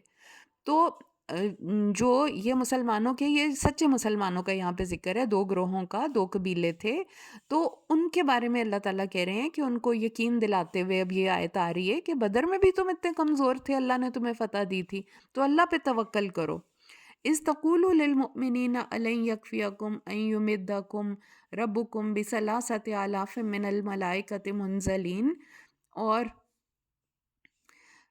جب آپ مومنوں سے اس طرح کہہ رہے تھے کہ کیا تمہیں یہ کافی نہیں کہ تمہارا رب 3000 فرشتے اتار کر تمہاری مدد کرے، اور کیوں نہیں، اقبلا ان تصبروا وتتقوا ویأتوکم من فورہم ھذا یمددکم ربکم بخمسۃ آلاف من الملائکۃ مسومین۔ تو کیوں نہیں اگر تم صبر کرو اور اللہ سے ڈرتے رہو اور دشمن تم پر فوراً چڑھ آئے تو تمہارا رب خاص نشان رکھنے والے 5000 فرشتوں سے تمہاری مدد کرے گا۔ تو آپ صلی اللہ علیہ وآلہ وسلم بھی مسلمانوں کو امید دلا رہے تھے کہ اللہ تعالیٰ فرشتے بھیج کے تمہاری مدد کرے گا، جیسے بدر میں فرشتے بھیجے تھے. اور بدر میں فرشتے بھیجنے کے بارے میں بھی بہت سی احادیث ہیں جن میں کہ ظاہر ہوتا ہے کہ اللہ تعالیٰ نے واقعی فرشتے اتارے تھے بدر میں مدد کے لیے. تو حضرت رسول پاک صلی اللہ علیہ وسلم کی ایک حدیث ہے کہ ہاں جبرائیل آ گئے ہیں اپنے گھوڑے کو پکڑے ہوئے، یعنی اس طرح کی کہ واقعی فرشتوں کا نزول ہوا تھا. تو یہاں پہ بھی اب رسول پاک صلی اللہ علیہ وسلم مسلمانوں کو تسلی دیتے ہوئے فرما رہے ہیں کہ اللہ فرشتے بھیجے گا، کہ 3,000 فرشتے بھیجے گا یا 5,000 فرشتے بھیجے گا. وَمَا جَعَلَهُ اللَّهُ إِلَّا بُشْرَىٰ لَكُمْ وَلِتَطْمَئِنَّ قُلُوبُكُمْ بِهِ وَمَا النَّصْرُ إِلَّا مِنْ عِندِ اللَّهِ الْعَزِيزِ الْحَكِيمِ. فرشتوں کی مدد کی خبر اللہ نے تمہیں صرف اس لیے دی ہے کہ تم خوش ہو جاؤ اور تمہارے دل مطمئن ہو جائیں، اور مدد تو اللہ ہی کی طرف سے ہوتی ہے جو بڑا زبردست اور حکمت والا ہے. یعنی کہ یہاں پہ اب اللہ تعالیٰ کہہ رہے ہیں کہ فرشتے آنے کی خبر تو صرف دلوں کو طاقت دینے کے لیے کیا، ورنہ مدد اللہ جس طرح چاہے کر سکتا ہے. اس لیے کیونکہ ہر چیز اللہ کے ہاتھ میں ہے اور اللہ بڑا زبردست ہے اور حکمت والا ہے. لِيَقْطَعَ طَرَفًا مِّنَ الَّذِينَ كَفَرُوا أَوْ يَكْبِتَهُمْ فَيَنْقَلِبُوا خَائِبِينَ. اور یہ جو جنگ کے حالات پیش آ جاتے ہیں، مسلمان تھوڑے ہیں کافر زیادہ ہیں، ایون دین اللہ تعالیٰ جنگ کے لیے اکسارے مسلمانوں کو ترغیب دے رہے ہیں، تو اس لیے کہ تاکہ اللہ تعالیٰ کافروں کا ایک بازو کاٹ دے یا انہیں ایسا ذلیل کرے کہ وہ ناکام ہو کر پسپا ہو جائیں. یعنی کہ مسلمانوں کا موریل بوسٹ ہو، ان کی طاقت بڑھے، اور کافر بھی مسلمانوں سے ڈریں کہ ہمیں شکست ہوگی، ہم مارے جائیں گے. مسلمانوں نے کیونکہ دنیا میں اب سروائیو کرنا ہے، مسلمانوں نے دنیا میں آگے جانا ہے، تو اللہ تعالیٰ تو یہ بات جانتے تھے نا، تو اس لیے اب کافروں کے ساتھ مار کے تو ہونے ہی ہونے ہیں، اور مسلمانوں کو اللہ پہ بھروسہ بھی کرنا ہے. اللہ تعالیٰ ہر طرح سے مدد کرنے پہ قادر ہے، وہ فرشتے بھی بھیج سکتا ہے، وہ کئی اسباب پیدا کر سکتا ہے، سب کچھ اللہ کے ہاتھ میں. یہ بتایا جا رہا ہے یہاں پہ.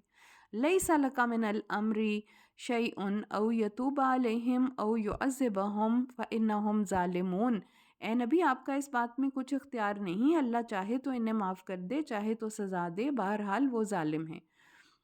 یہاں پہ کن کے بارے میں کہا ہے کہ جو جن مسلمانوں کے دلوں میں تھوڑی سی جگمگاہٹ آ گئی تھی، تھوڑا سا ڈر آ گیا تھا، لیکن بعد میں ان کی ہمت حوصلے جوان ہو گئے دوبارہ اور وہ ساتھ ہی رہے، تو اللہ تعالیٰ نے انہیں معاف کر دیا. ان کی یہ فطری ایک انسان ہونے کے ناطے ان کی یہ تھوڑی سی کمزوری کا بتایا گیا ہے، لیکن اللہ نے انہیں معاف کر دیا ہے. وَلِلَّهِ مَا فِي السَّمَاوَاتِ وَمَا فِي الْأَرْضِ يَغْفِرُ لِمَن يَشَاءُ وَيُعَذِّبُ مَن يَشَاءُ وَاللَّهُ غَفُورٌ رَحِيمٌ. جو کچھ آسمانوں اور زمین میں ہے سب اللہ ہی کا ہے، وہ جسے چاہتا ہے معاف کر دیتا ہے، جسے چاہتا ہے سزا دے دیتا ہے، وہ بخش دینے والا نہایت رحم کرنے والا ہے. یا ایھا الذین آمنوا لا تأکلوا الربا اضعافا مضاعفا واتقوا اللہ لعلکم تفلحون. اے ایمان والو، دگنا چگنا کر کے سود مت کھاؤ، اللہ سے ڈرتے رہو تاکہ تم آخرت میں نجات پا سکو. واتقوا النار التی اعدت للکافرین، اور اس آگ سے بچو جو کافروں کے لیے تیار کی گئی ہے. وَأَطِیعُوا اللَّهَ وَالرَّسُولَ لَعَلَّکُمْ تُرْحَمُونَ، اور اللہ اور اس کے رسول کی اطاعت کرو تاکہ تم پر رحم کیا جائے. وَسَارِعُوا إِلَىٰ مَغْفِرَةٍ مِّن رَّبِّكُمْ وَجَنَّةٍ عَرْضُهَا السَّمَاوَاتُ وَالْأَرْضُ أُعِدَّتْ لِلْمُتَّقِينَ. اپنے رب کی بخشش اور اس جنت کی طرف دوڑو جس کا عرض آسمانوں اور زمین کے برابر ہے، اور وہ ان خدا ترس لوگوں کے لیے تیار کی گئی ہے. الذین ينفقون فی السراء والضراء والکاظمین الغیظ والعافین عن الناس واللہ یحب المحسنین. جو لوگ خوشحالی اور تنگ دستی ہر حال میں خرچ کرتے ہیں، اپنے غصے کو پی جانے والے ہوتے ہیں اور لوگوں کو معاف کر دیتے ہیں، ایسے ہی نیک لوگوں سے اللہ محبت رکھتا ہے. اب یہاں پہ پہلے اس جنگ کا ذکر آیا، احد کی جنگ کا، جہاں پہ مسلمانوں کے اندر کچھ کمزوری کا جذبہ آ رہا تھا، اور اب پھر اس کے بعد اللہ تعالیٰ دوبارہ انفاق کی طرف آ گئے ہیں. پہلے شروع بھی یہ جب ہم نے آج کی تلاوت شروع کی ہے کہ لن تنالوا البر حتی تنفقوا مما تحبون، کہ اس وقت تک تم نہیں نیکی کو پہنچ سکتے کہ جب تک تم اس میں سے نہ خرچ کرو جو تمہیں محبوب ہے. اور اب یہاں پہ سود سے بچنے کے بارے میں بتایا جا رہا ہے، کیونکہ خرچ کرنے کو اپوزٹ ہے سود، کہ سود کمانا، سود ایک انتہائی لعنت والی چیز ہے جس کے بارے میں اللہ تعالیٰ نے سختی سے منع کیا ہے کہ دگنا بڑھتا چڑھتا سود نہ کھاؤ، اللہ سے ڈرتے رہو، آگ سے ڈرو، پھر اللہ تعالیٰ اور رسول کی اطاعت کرو، اور پھر اب اللہ کی مغفرت کی طرف بھاگو اور ان جنتوں کی طرف بھاگو جن کا عرض آسمانوں اور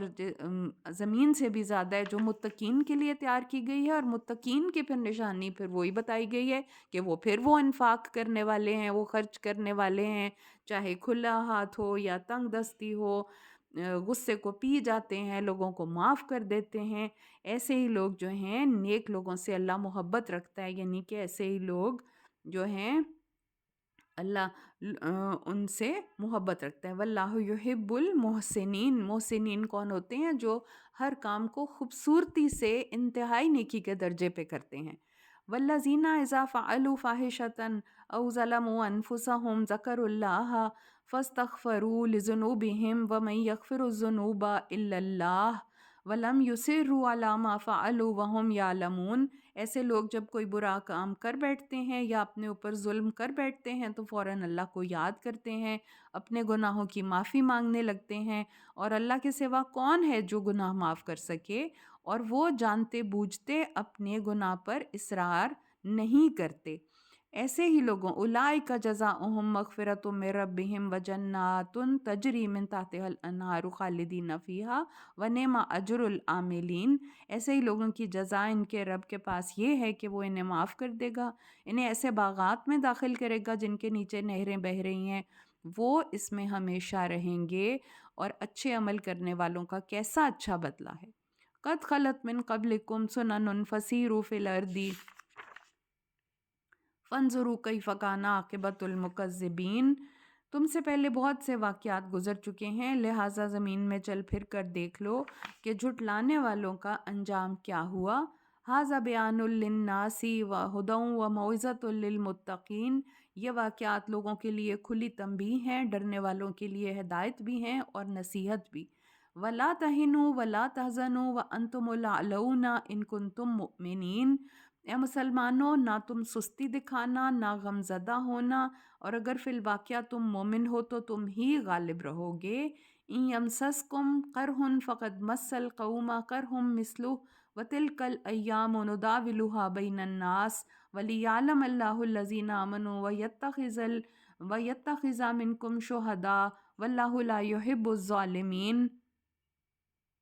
اگر تمہیں کوئی صدمہ پہنچا ہے تو پہلے کافروں کو ایسا ہی صدمہ پہنچ چکا ہے. یہ فتح اور شکست کے دن تو ہم لوگوں کے درمیان پھر آتے رہتے ہیں، اس لیے بھی کہ اللہ ان لوگوں کو جاننا چاہتا ہے جو سچے دل سے ایمان لاتے ہیں، اور پھر تم میں سے کچھ لوگوں کو گواہ بھی بنانا چاہتا ہے. اللہ ظالم لوگوں کو پسند نہیں کرتا. اب دوبارہ سے اسی جنگ کی طرف، احد کی جنگ کی طرف، اور اس کے اندر جو لیسنز ہیں لرن کرنے والے، ان کے بارے میں بتایا جا رہا ہے. اب سب سے پہلے تو یہ کہ مسلمانوں نے کمزوری دکھائی تھی، وہ ہم نے پڑھ لیا نا کہ مسلمانوں کے دو گروہوں نے کچھ کمزوری دکھائی تھی. اب پھر اس کے بعد یہ ہوا کہ مسلمانوں میں سے جو منافقین کا ایک گروہ تھا وہ تو نکل کے واپس ہی چلا گئے. عبداللہ بن ابی تھا منافق، اور 300 ساتھی اس کے تھے. اب مسلمانوں کی تعداد صرف 700 رہ گئی. اس کے بعد یہ کہ مسلمانوں کا ایک دستہ تھا جو کہ رسول پاک صلی اللہ علیہ وآلہ وسلم نے جنگ کے میدان میں پلیسمنٹ کی، مسلمانوں کو اس طریقے سے بٹھایا. پھر یہ کہ پہاڑ کی طرف سے ایک راستہ آتا تھا پیچھے سے جو بڑا انسیف تھا، جس پہ 50 لوگوں کو بٹھایا کہ آپ نے یہاں سے ہلنا نہیں ہے. اگر آپ دیکھیں کہ چیلیں کوے بھی آ کے ہماری لاشیں بھی کھا رہے ہیں نا، اگر ہمیں شکست بھی نصیب ہو جاتی ہے تو بھی آپ نے یہاں سے ہلنا نہیں ہے، کیونکہ وہ انتہائی ڈینجرس اور خطرناک تھا، انسیف جگہ تھی، اور پیچھے سے دشمن اٹیک کر سکتا تھا، جبکہ مسلمانوں کا سامنے کی طرف رخ تھا اور وہ ان کی بیک تھی. لیکن یہ ہوا کہ جب جنگ شروع ہوئی، مسلمان بڑے اچھے طریقے سے جیتنا شروع ہو گئے، فتح نصیب ہونا شروع ہو گئی، مسلمان مال وغیرہ اکٹھا کرنا شروع ہو گئے. جیسے کہ جب دشمن بھاگ رہا ہوتا ہے واپس تو اس کا سارا مال قبضے میں لے لیا جاتا ہے، مال غنیمت ہوتا ہے. تو جب ان دستے کے لوگوں نے یہ دیکھا تو وہ ان کا لیڈر جو تھے حضرت عبداللہ بن جبیر، اور ان کے ساتھ 10-12 لوگ اور رہ گئے، کہ باقی سارے لوگ وہاں سے بھاگ گئے یہ کہہ کے کہ اب دشمن تو واپس پلٹ گیا ہے، تو اب ہمارا یہاں بیٹھنے کا کوئی جواز نہیں ہے. حالانکہ رسول پاک صلی اللہ علیہ وسلم کی ہدایت تھی کہ بالکل یہاں سے ہلنا نہیں ہے. تو اب یہاں پہ ڈسپلن میں کمی تھی، مسلمانوں میں اطاعت میں کمی تھی. یہ ہوا کہ پیچھے سے دشمن نے آ کے لشکر نے اٹیک کر دیا. حضرت خالد بن ولید اس وقت تک ابھی کافر تھے، تو انہوں نے آ کے 100 سوار آئے، گھڑ سوار آئے اور ان مسلمانوں کو مارنا شروع کر دیا. پیچھے سے آ گئے مسلمان، ایک دم ہکا بکا رہ گئے، تتر بتر ہو گئے، اسکیٹر ہو گئے. رسول پاک صلی اللہ علیہ وسلم کے ساتھ صرف تھوڑے سے صحابہ رہ گئے اور آپ کے اوپر تیروں کی بارش ہو رہی تھی. ایک کافر نے آپ کو ایک پتھر زور سے مارا، آپ کا دانت مبارک شہید ہو گیا، آپ بے ہوش ہو کے گر گئے. یہ خبر افواہ پھیل گئی کہ رسول پاک صلی اللہ علیہ وآلہ وسلم فوت ہو گئے ہیں، شہید ہو گئے ہیں. مسلمانوں میں بد دلی پھیل گئی. پھر اس کے بعد رسول پاک اٹھے، پھر آپ نے لوگوں کو بلایا صلی اللہ علیہ وآلہ وسلم. پھر آپ نے حکمت عملی تبدیل کی، اسٹریٹجی چینج کی. آپ سارے مسلمانوں کو لے کے پہاڑ کی چوٹی پہ چلے گئے. اب جو کافر پیچھے سے پھر آنے کی کوشش کرتا تھا اس کو تیر مار مار کے، پتھر مار مار کے پیچھے بھیج دیتے تھے، اور اس طرح سے کافروں کا وہ جو لشکر تھا واپس چلا گیا. لیکن اس کے بعد پیچھے سے مسلمانوں کا ایک لشکر 70-80 لوگوں کا رسول پاک نے دوبارہ بھیجا، کہیں کافر واپس نہ آ جائیں. اور واقعی ایسے ہونا تھا کہ وہاں پہ جب 8 میل کے فاصلے پہ پہنچے تو انہوں نے کہا ہم واپس جاتے ہیں، اور جا کے مسلمانوں کے گھروں پہ مدینہ میں حملہ کرتے ہیں. تو لیکن مسلمانوں کا وہ گروہ جو تھا وہ چلا گیا تھا، انہوں نے بڑی اطاعت کا ثبوت دیا. تو یہ ساری باتیں آئیں گی، میں نے آپ کو جلدی سے ڈیٹیل سے بتا دی ہیں. اب ہم آیتیں جیسے جیسے آیت آئے گی اس سے ریلیٹڈ آپ کو سمجھ آتی جائے گی کہ کیا ہے. تو اب یہ ہے کہ یہاں پہ اللہ تعالیٰ کہہ رہے ہیں کہ مسلمان بڑے کم ہمت پھر ہونے لگ نا، کہ مسلمانوں کے اندر ایک کمزوری کا جذبہ آ گیا کہ ہمیں اتنا، دیکھو ہمیں مارا ہے انہوں نے، اتنا کافروں نے ہمیں نقصان پہنچایا ہے، مسلمان شہید بھی بہت سارے ہوئے تھے. تو اللہ تعالیٰ یہاں پہ کہہ رہے ہیں کہ مسلمانوں نہ تم سستی دکھانا نہ غم زدہ ہونا. اب 2 چیزیں جو ہم نے اپنی لائف میں اپنے موٹیوز بنا لینے ہیں کہ ایک تو سستی نہیں دکھانی اور دوسرا غم زدہ نہیں ہو جانا کہ وقتی طور پہ کوئی شکست ہو گئی ہے تو ہم ایک دم ڈھہ جائیں اور گر ہی جائیں، ڈس ہارٹن ہو جائیں، ڈپریشن میں چلے جائیں اور بالکل ایسی کیفیت میں چلے جائیں کہ ہم ایکٹیویٹی کے قابل ہی نہ رہیں. تو یہاں پہ اللہ تعالیٰ کیا کہہ رہے ہیں کہ اے مسلمانوں نہ تم سستی دکھانا نہ غمزدہ ہونا، اگر فی الواقعہ تم مومن ہو تو تم ہی غالب رہو گے. ٹھیک ہے، اللہ تعالیٰ نے فتح کا وعدہ کر لیا. اور یہ جو فتح اور شکست کے دن ہیں یہ تو ہم لوگوں کے درمیان پھر آتے رہتے ہیں، یعنی کہ کبھی کسی کی فتح ہوتی ہے، کسی کی شکست ہوتی ہے، اس لیے بھی کہ اللہ تعالیٰ ان لوگوں کو جاننا چاہتا ہے جو سچے دل سے ایمان لاتے ہیں. اب یہ جو مشکل کا آزمائش کا وقت آتا ہے اس میں پتہ چلتا ہے کہ صحیح ایمان والا کون ہے اور کس کے ایمان میں کمزوری ہے یا ڈسپلن میں کمزوری ہے. پھر تم لوگوں میں سے کچھ گواہ بھی بنانا چاہتا ہے، یعنی کہ کچھ شہید بھی ہوتے ہیں جو جن کی جانیں چلی جاتی ہیں. اللہ ظالم لوگوں کو پسند نہیں کرتا، اس لیے بھی کہ وہ اس آزمائش کے ذریعے مومنوں کو پاک صاف کر کے چھانٹ لے اور کافروں کو ملیہ میٹ کر دے. یعنی یہ جو مارکے ہوتے ہیں حق اور باطل کے درمیان، اس میں یہ بھی اس کی ہوتی ہے کہ آزمائش آتی ہے مومنوں پہ اور مومنوں کے ایمان اور پختہ ہو جاتے ہیں اور کافر ختم ہو جاتے ہیں. کیا تم نے یہ سمجھ رکھا ہے کہ تم یوں ہی جنت میں داخل ہو جاؤ گے، جبکہ ابھی تک اللہ نے یہ دیکھا ہی نہیں کہ تم میں سے کون جہاد کرنے والے ہیں اور کون صبر کرنے والے ہیں. وَلَقَدْ كُنْتُمْ تَمَنَّوْنَ الْمَوْتَ مِنْ قَبْلِ أَنْ تَلْقَوْهُ فَقَدْ رَأَيْتُمُوهُ وَأَنْتُمْ تَنْظُرُونَ. اور اس سے پہلے تم شہادت کی آرزو کرتے تھے، موت کی آرزو کرتے تھے کہ وہ تمہیں نصیب ہو، اب تو تم نے اس کو اپنی آنکھوں سے دیکھ لیا ہے. وَمَا مُحَمَّدٌ إِلَّا رَسُولٌ قَدْ خَلَتْ مِنْ قَبْلِهِ الرُّسُلُ أَفَإِن مَّاتَ أَوْ قُتِلَ انقلبتم عَلَىٰ أَعْقَابِكُمْ وَمَن يَنقَلِبْ عَلَىٰ عَقِبَيْهِ فَلَن يَضُرَّ اللَّهَ شَيْئًا وَسَيَجْزِي اللَّهُ الشَّاكِرِينَ. محمد صلی اللہ علیہ وآلہ وسلم ایک رسول ہی ہیں، ان سے پہلے بہت سے رسول گزر چکے ہیں. اگر وہ وفات پا جائیں یا شہید ہو جائیں تو کیا تم الٹے پاؤں پھر جاؤ گے؟ یعنی کہ تم اسلام چھوڑ دو گے؟ اور اگر کوئی الٹے پاؤں پھر بھی جائے تو اللہ کا کچھ نہیں بگاڑ سکتا، اور شکر گزاروں کو اللہ تعالیٰ جلد ہی اچھا بدلہ عطا کرے گا. اب وہاں پہ جو افواہ پھیل گئی تھی نا جنگ میں کہ محمد صلی اللہ علیہ وآلہ وسلم کو شہید کر دیا گیا ہے، اور مسلمانوں میں بد دلی پھیل گئی تھی، کچھ لوگ کہہ رہے تھے ہم واپس چلے جاتے ہیں، مکہ میں چلے جاتے ہیں، ان کی امان لے لیتے ہیں جو کفار ہیں وہاں پہ جو، اور پھر کچھ لوگوں نے شہید ہو کے اپنی جان دے دی کہ محمد صلی اللہ علیہ وسلم تو رہے ہی نہیں ہے، اور کچھ لوگوں کو حوصلہ دلانے کے لیے یہ کہا جا رہا ہے کہ محمد صلی اللہ علیہ وسلم اللہ کے رسول ہیں، اس سے پہلے بھی بہت سے رسول گزرے ہیں، اور اگر وہ چلے جاتے ہیں تو جو محمد صلی اللہ علیہ وسلم کا اللہ ہے وہ تو نہیں نعوذ باللہ کہیں چلا گیا، وہ تو وہیں پہ ہی ہے، تو کیا تم لوگ الٹے پاؤں پھر جاؤ گے؟ اور اللہ تعالیٰ شکر گزاروں کو جلد ہی اچھا بدلہ عطا کرے گا۔ وَمَا كَانَ لِنَفْسٍ أَن تَمُوتَ إِلَّا بِإِذْنِ اللَّهِ كِتَابًا مُؤَجَّلًا وَمَن يُرِدْ ثَوَابَ الدُّنْيَا نُؤْتِهِ مِنْهَا وَمَن يُرِدْ ثَوَابَ الْآخِرَةِ نُؤْتِهِ مِنْهَا وَسَنَجْزِي الشَّاكِرِينَ۔ کوئی شخص اللہ کے اذن کے بغیر کبھی نہیں مر سکتا، موت کا وقت لکھا ہوا ہے۔ جو شخص دنیا میں بدلے کی نیت سے کام کرے گا تو ہم اسے دنیا میں ہی دے دیتے ہیں، جو آخرت کا بدلہ چاہتا ہے ہم اسے آخرت میں دیں گے، شکر گزاروں کو عنقریب ہم جزا دیں گے۔ اب یہاں پہ کیا بتایا جا رہا ہے کہ جہاد سے سب سے زیادہ جو چیز ڈراتی ہے وہ تو جان جانا ہے نا، موت ہے، موت ڈراتی ہے جہاد سے، ورنہ تو جہاد میں کوئی قباحت نہیں ہے جا کے جہاد کریں۔ تو یہاں پہ اللہ تعالیٰ کہہ رہے ہیں کہ موت تو بہرحال آنی ہی آنی ہے، موت کا وقت تو لکھا ہوا ہے، اللہ کے اذن کے بغیر کوئی نہیں مر سکتا۔ اگر بند قلعوں میں بھی مضبوط قلعوں میں بھی بند ہیں تو موت نے تو وہاں پہ بھی آ جانا ہے، یا اپنے بستروں پہ پڑے ہیں تو موت نے تو وہاں پہ بھی آ جانا ہے۔ مسلمانوں کو حوصلہ اور حوصلہ دیتے ہوئے یہ بات فرمائی جا رہی ہے کہ اگر تم صرف دنیا کیا بھلا چاہتے ہو اور رسول پاک صلی اللہ علیہ وسلم کی اطاعت سے ہٹ جاتے ہو، کہتے ہو کہ ہم نہیں جاتے جنگ پہ، ہم نہیں جاتے جہاد پہ، تو دنیا میں بھی تمہیں کچھ مل جائے تو، لیکن جو آخرت کا بدلہ چاہتا ہے جان دے دیتا ہے اپنی میدان جنگ میں جا کے،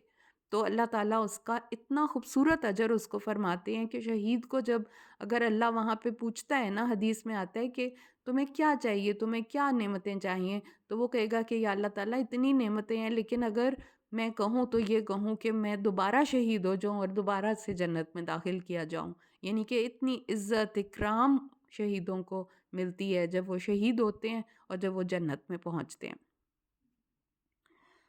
وَكَأَيِّن مِّن نَّبِيٍّ قَتَلَ مَعَهُ رَبِّيُّونَ كَثِيرٌ فَمَا وَهَنُوا لِمَا أَصَابَهُمْ فِي سَبِيلِ اللَّهِ وَمَا ضَعُفُوا وَمَا اسْتَكَانُوا وَاللَّهُ يُحِبُّ الصَّابِرِينَ۔ کتنے ہی نبی ایسے گزرے ہیں جن کے ساتھ مل کر بہت سے اللہ والوں نے جہاد کیا، ان کو اللہ کی راہ میں جو مصائب درپیش ہوئے ان میں نہ تو انہوں نے ہمت ہاری، نہ کمزوری دکھائی، نہ کفر کے آگے سر جھکایا، ایسے ہی ثابت قدم رہنے والوں کو اللہ پسند کرتا ہے۔ وَمَا كَانَ قَوْلَهُمْ إِلَّا أَن قَالُوا رَبَّنَا اغْفِرْ لَنَا ذُنُوبَنَا وَإِسْرَافَنَا فِي أَمْرِنَا وَثَبِّتْ أَقْدَامَنَا وَانصُرْنَا عَلَى الْقَوْمِ الْكَافِرِينَ۔ ان کی دعا تو بس یہی تھی کہ ہمارے رب ہمارے گناہ بھی معاف فرما، اور ہمارے کام میں اگر زیادتی ہو تو اسے بھی معاف فرما، ہمیں ثابت قدم رکھ اور کافروں کے مقابلے میں ہماری مدد فرما۔ تو فَآتَاهُمُ اللَّهُ ثَوَابَ الدُّنْيَا وَحُسْنَ ثَوَابِ الْآخِرَةِ وَاللَّهُ يُحِبُّ الْمُحْسِنِينَ۔ اللہ تعالیٰ نے انہیں دنیا کا بدلہ بھی دیا اور آخرت کا ثواب تو بہت ہی خوب ہے، ایسے ہی نیک عمل کرنے والوں کو اللہ تعالیٰ محبوب رکھتا ہے۔ یا ایھا الذین آمنوا ان تطیعوا الذین کفروا یردوکم علی اعقابکم فتنقلبوا خاسرین۔ اے ایمان والو، اگر تم کافروں کا کہا مانو گے تو وہ تمہیں الٹے پاؤں پھیر دیں گے، یعنی اسلام سے پھیر دیں گے اور تم خسارہ پانے والے ہو کر پلٹو گے۔ حقیقت یہ ہے کہ اللہ ہی تمہارا سرپرست ہے اور سب سے اچھا مددگار ہے۔ بل اللہ مولاکم وہو خیر الناصرین، اور وہ بہترین مددگار ہے، اللہ ہی تمہارا مولا ہے، سرپرست ہے، اور وہ بہترین مددگار ہے۔ سنلقی فی قلوب الذین کفروا الرعب بما اشرکوا باللہ ما لم ینزل بہ سلطانا ومأواہم النار وبئس مثوی الظالمین۔ ان قریب ہم کافروں کے دلوں میں تمہارا رعب ڈال دیں گے، وجہ یہ ہے کہ انہوں نے اللہ کے ساتھ ایسی چیزوں کو شریک بنایا ہے جن کے لیے اللہ نے کوئی دلیل نہیں اتاری، ان کا ٹھکانہ دوزخ ہے اور ان ظالموں کا ٹھکانہ بہت ہی برا ہے۔ یعنی کہ اللہ تعالیٰ نے مسلمانوں سے وعدہ کیا ہے کہ کافروں کے دلوں میں رعب ڈال دیں گے مسلمانوں کے لیے۔ اب وہ جب بھی آمنے سامنے آئیں گے ان کے دلوں میں، کافروں کے دلوں میں رعب ہوگا کہ مسلمان اللہ پہ بھروسہ کرتے ہیں، ان کی بیک پہ ایک بہت بڑی ذات ہے، ایک بہت بڑی ہستی ہے جو بہت بڑی طاقتور ذات ہے، اور مومنوں کو ایک دل میں سیٹسفیکشن ہوگی، ایک توکل ہوگا اللہ تعالیٰ پہ کہ اللہ تعالیٰ کے بھروسے وہ دنیا میں نکلے ہیں۔ اب مسلمان کے پیچھے اللہ ہے اور وہ اللہ کی خاطر لڑ رہا ہے، اور کافر کے پیچھے کوئی بھی نہیں ہے اور اس کو کوئی بھروسہ بھی نہیں، اور مسلمانوں کا خوف اللہ نے ان کے دلوں پہ ڈال رکھا ہے، ان کی مسلمانوں کی ہیبت جو ہے اللہ نے ان کے دلوں میں ڈال رکھی ہے۔ یہ اس روب کے بارے میں بتایا جا رہا ہے۔ وَلَقَدْ صَدَقَكُمُ اللَّهُ وَعْدَهُ إِذْ تَحُسُّونَهُم بِإِذْنِهِ حَتَّىٰ إِذَا فَشِلْتُمْ وَتَنَازَعْتُمْ فِي الْأَمْرِ وَعَصَيْتُم مِّن بَعْدِ مَا أَرَاكُم مَّا تُحِبُّونَ۔ بلا شبہ اللہ نے جو وعدہ تم سے کیا تھا اسے پورا کر دیا، جب جنگ احد کے شروع میں کافروں کو اللہ کے حکم سے خوب قتل کر رہے تھے، یہاں تک کہ تم نے بزدلی دکھائی اور نبی کے حکم کے بارے میں جھگڑا کیا، اور اپنی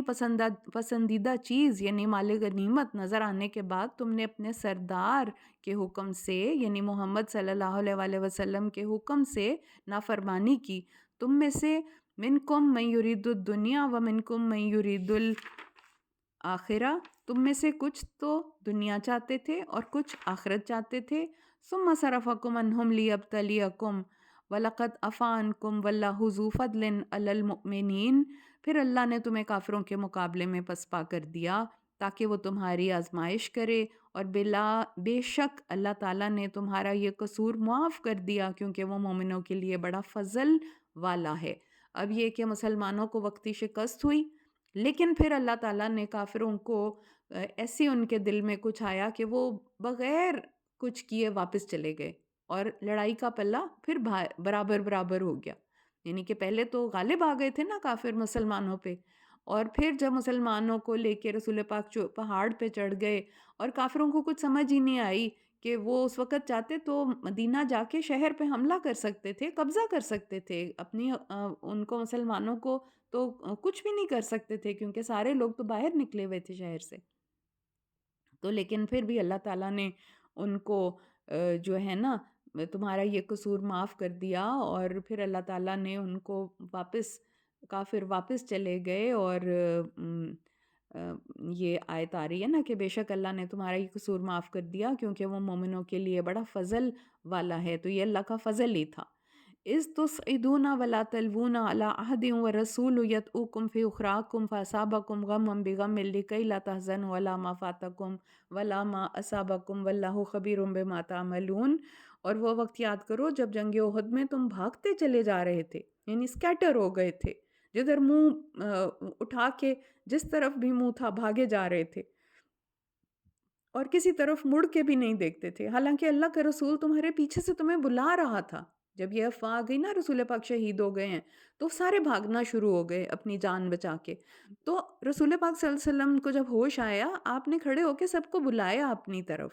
تو اللہ کا رسول تمہیں پیچھے سے تمہیں بلا رہا تھا۔ پھر اللہ نے تمہیں رنج پہ رنج دیے تاکہ تم ایسی بات پر غم نہ کرو جو تمہارے ہاتھ سے نکل جائے، اور ایسی مصیبت پر غم کرو نہ ایسی مصیبت پر غم کرو جو تم پر نازل ہو، اور جو کام بھی تم کرتے ہو اللہ ان سے خوب واقف ہے۔ ثم انزل علیکم من بعد الغم امنة نعاسا یغشی طائفة منکم وطائفة قد اہمتهم انفسهم یظنون باللہ غیر الحق ظن الجاہلیہ یقولون هل لنا من الامر من شیء قل ان الامر كله للہ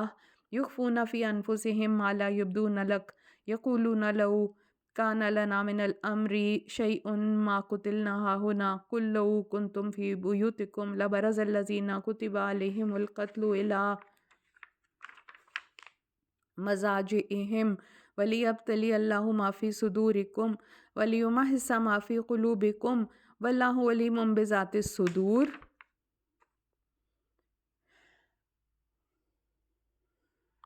پھر اس کے بعد اس غم کے بعد اللہ نے تم میں سے کچھ لوگوں پر امن بخشنے والی اونگ طاری کر دی، اور کچھ لوگ ایسے تھے جنہیں صرف اپنی جانوں کی پڑی ہوئی تھی۔ یہ کون لوگ تھے جنہیں اپنی جان کی صرف فکر تھی؟ وہ تھے منافق، ٹھیک ہے، اور وہ اللہ کے متعلق ناحق اور جاہلیت کے گمان کرنے لگے، پوچھتے تھے کیا اس معاملے میں ہمارا بھی کوئی عمل دخل ہے؟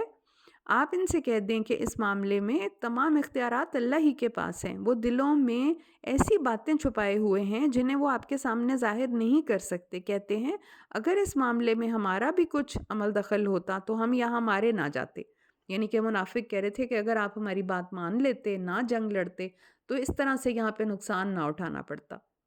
تو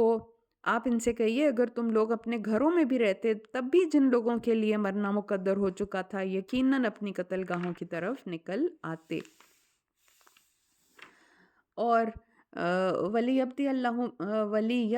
اللَّهُ مَا فِي صُدُورِكُمْ وَلِيُمَحِّصَ مَا فِي قُلُوبِكُمْ وَاللَّهُ عَلِيمٌ بِذَاتِ الصُّدُورِ۔ یہ شکست کا معاملہ تو اس لیے پیش آیا کہ جو کچھ تمہارے سینوں میں پوشیدہ ہے اللہ اسے آزمائے، اور جو کھوٹ تمہارے دلوں میں ہے اللہ تمہیں اس سے پاک کر دے۔ ان الذین تولوا منکم یوم التقى الجمعان انما استزلهم الشیطان ببعض ما کسبوا وَلَقَدْ عَفَا اللَّهُ عَنْهُمْ إِنَّ اللَّهَ غَفُورٌ حلیم۔ جن لوگوں نے جس دن دونوں لشکروں کی آپس میں مٹ بھیڑ ہوئی تو تم میں سے کچھ لوگ جو پسپا ہوئے، اس کی وجہ محض یہ تھی کہ بعض غلطیوں کی وجہ سے شیطان نے ان کے قدم ڈگمگا دیے تھے۔ بلا شبہ اللہ نے انہیں معاف کر دیا کیونکہ اللہ بہت درگزر کرنے والا بردبار ہے۔ اب جو منافق تھے وہ تو واپس چلے گئے تھے گھروں کو، اور جو مسلمان میدان جنگ میں رہتے ہوئے جنہوں نے کمزوری دکھائی، بھاگنا شروع ہو گئے اور اس طرح کے ان کے دل میں خیالات آنے شروع ہو گئے، انہوں نے نافرمانی جن لوگوں نے کی، یہ ان لوگوں کے بارے میں ہے کیونکہ وہ سچے مومن تھے جن کے ڈسپلن کی کمی تھی، اطاعت کی کمی تھی، جن کو اللہ تعالیٰ کہہ رہے ہیں کہ ان کی بعض کمزوریوں کی اور وجہ سے اور ان کی بعض غلطیوں کی وجہ سے شیطان نے ان کے قدموں کو ڈگمگا دیا تھا، لیکن اللہ تعالیٰ نے انہیں معاف کر دیا ہے کیونکہ اللہ تعالیٰ بہت درگزر کرنے والا بردبار ہے۔ یا ایھا الذین آمنوا لا تکونوا کالذین کفروا وقالوا لاخوانہم اذا ضربوا فی الارض او کانوا غزا لو کانوا عندنا ما ماتوا وما قتلوا لیجعل اللہ ذلک حسرۃ فی قلوبہم واللہ یحیی ویمیت واللہ بما تعملون بصیر۔ اے ایمان والو، ان کافروں کی طرح نہ ہو جانا کہ جب ان کے بھائی کسی سفر پہ نکلتے ہیں یا جہاد پر نکلتے ہیں تو وہ کہتے ہیں کہ اگر وہ ہمارے پاس ہی رہتے تو نہ مرتے، نہ مارے جاتے۔ اللہ تعالیٰ کی ان کی اس قسم کی باتوں کو ان کے دلوں میں حسرت کا سبب بنا دیتا ہے۔ حقیقت یہ ہے کہ اللہ ہی زندہ رکھتا اور مارتا ہے، اور جو کام تم کر رہے ہو اللہ انہیں خوب دیکھ رہا ہے۔ وَلَئِن قُتِلْتُمْ فِي سَبِيلِ اللَّهِ أَوْ مُتُّمْ لَمَغْفِرَةٌ مِّنَ اللَّهِ وَرَحْمَةٌ خَيْرٌ مِّمَّا يَجْمَعُونَ۔ اگر تم اللہ کی راہ میں مارے جاؤ یا خود مر جاؤ، بہرحال اللہ کی بخشش اور رحمت ان سب چیزوں سے بہتر ہے جنہیں یہ لوگ جمع کر رہے ہیں، یعنی کہ دنیا کا سامان۔ وَلَئِن مُتُّمْ أَوْ قُتِلْتُمْ لَإِلَى اللَّهِ تُحْشَرُونَ۔ اگر تم خود مر جاؤ یا مارے جاؤ، ہر حال میں تمہاری لوٹنا اللہ ہی کی طرف ہوگا۔ فَبِمَا رَحْمَةٍ مِّنَ اللَّهِ لِنتَ لَهُمْ وَلَوْ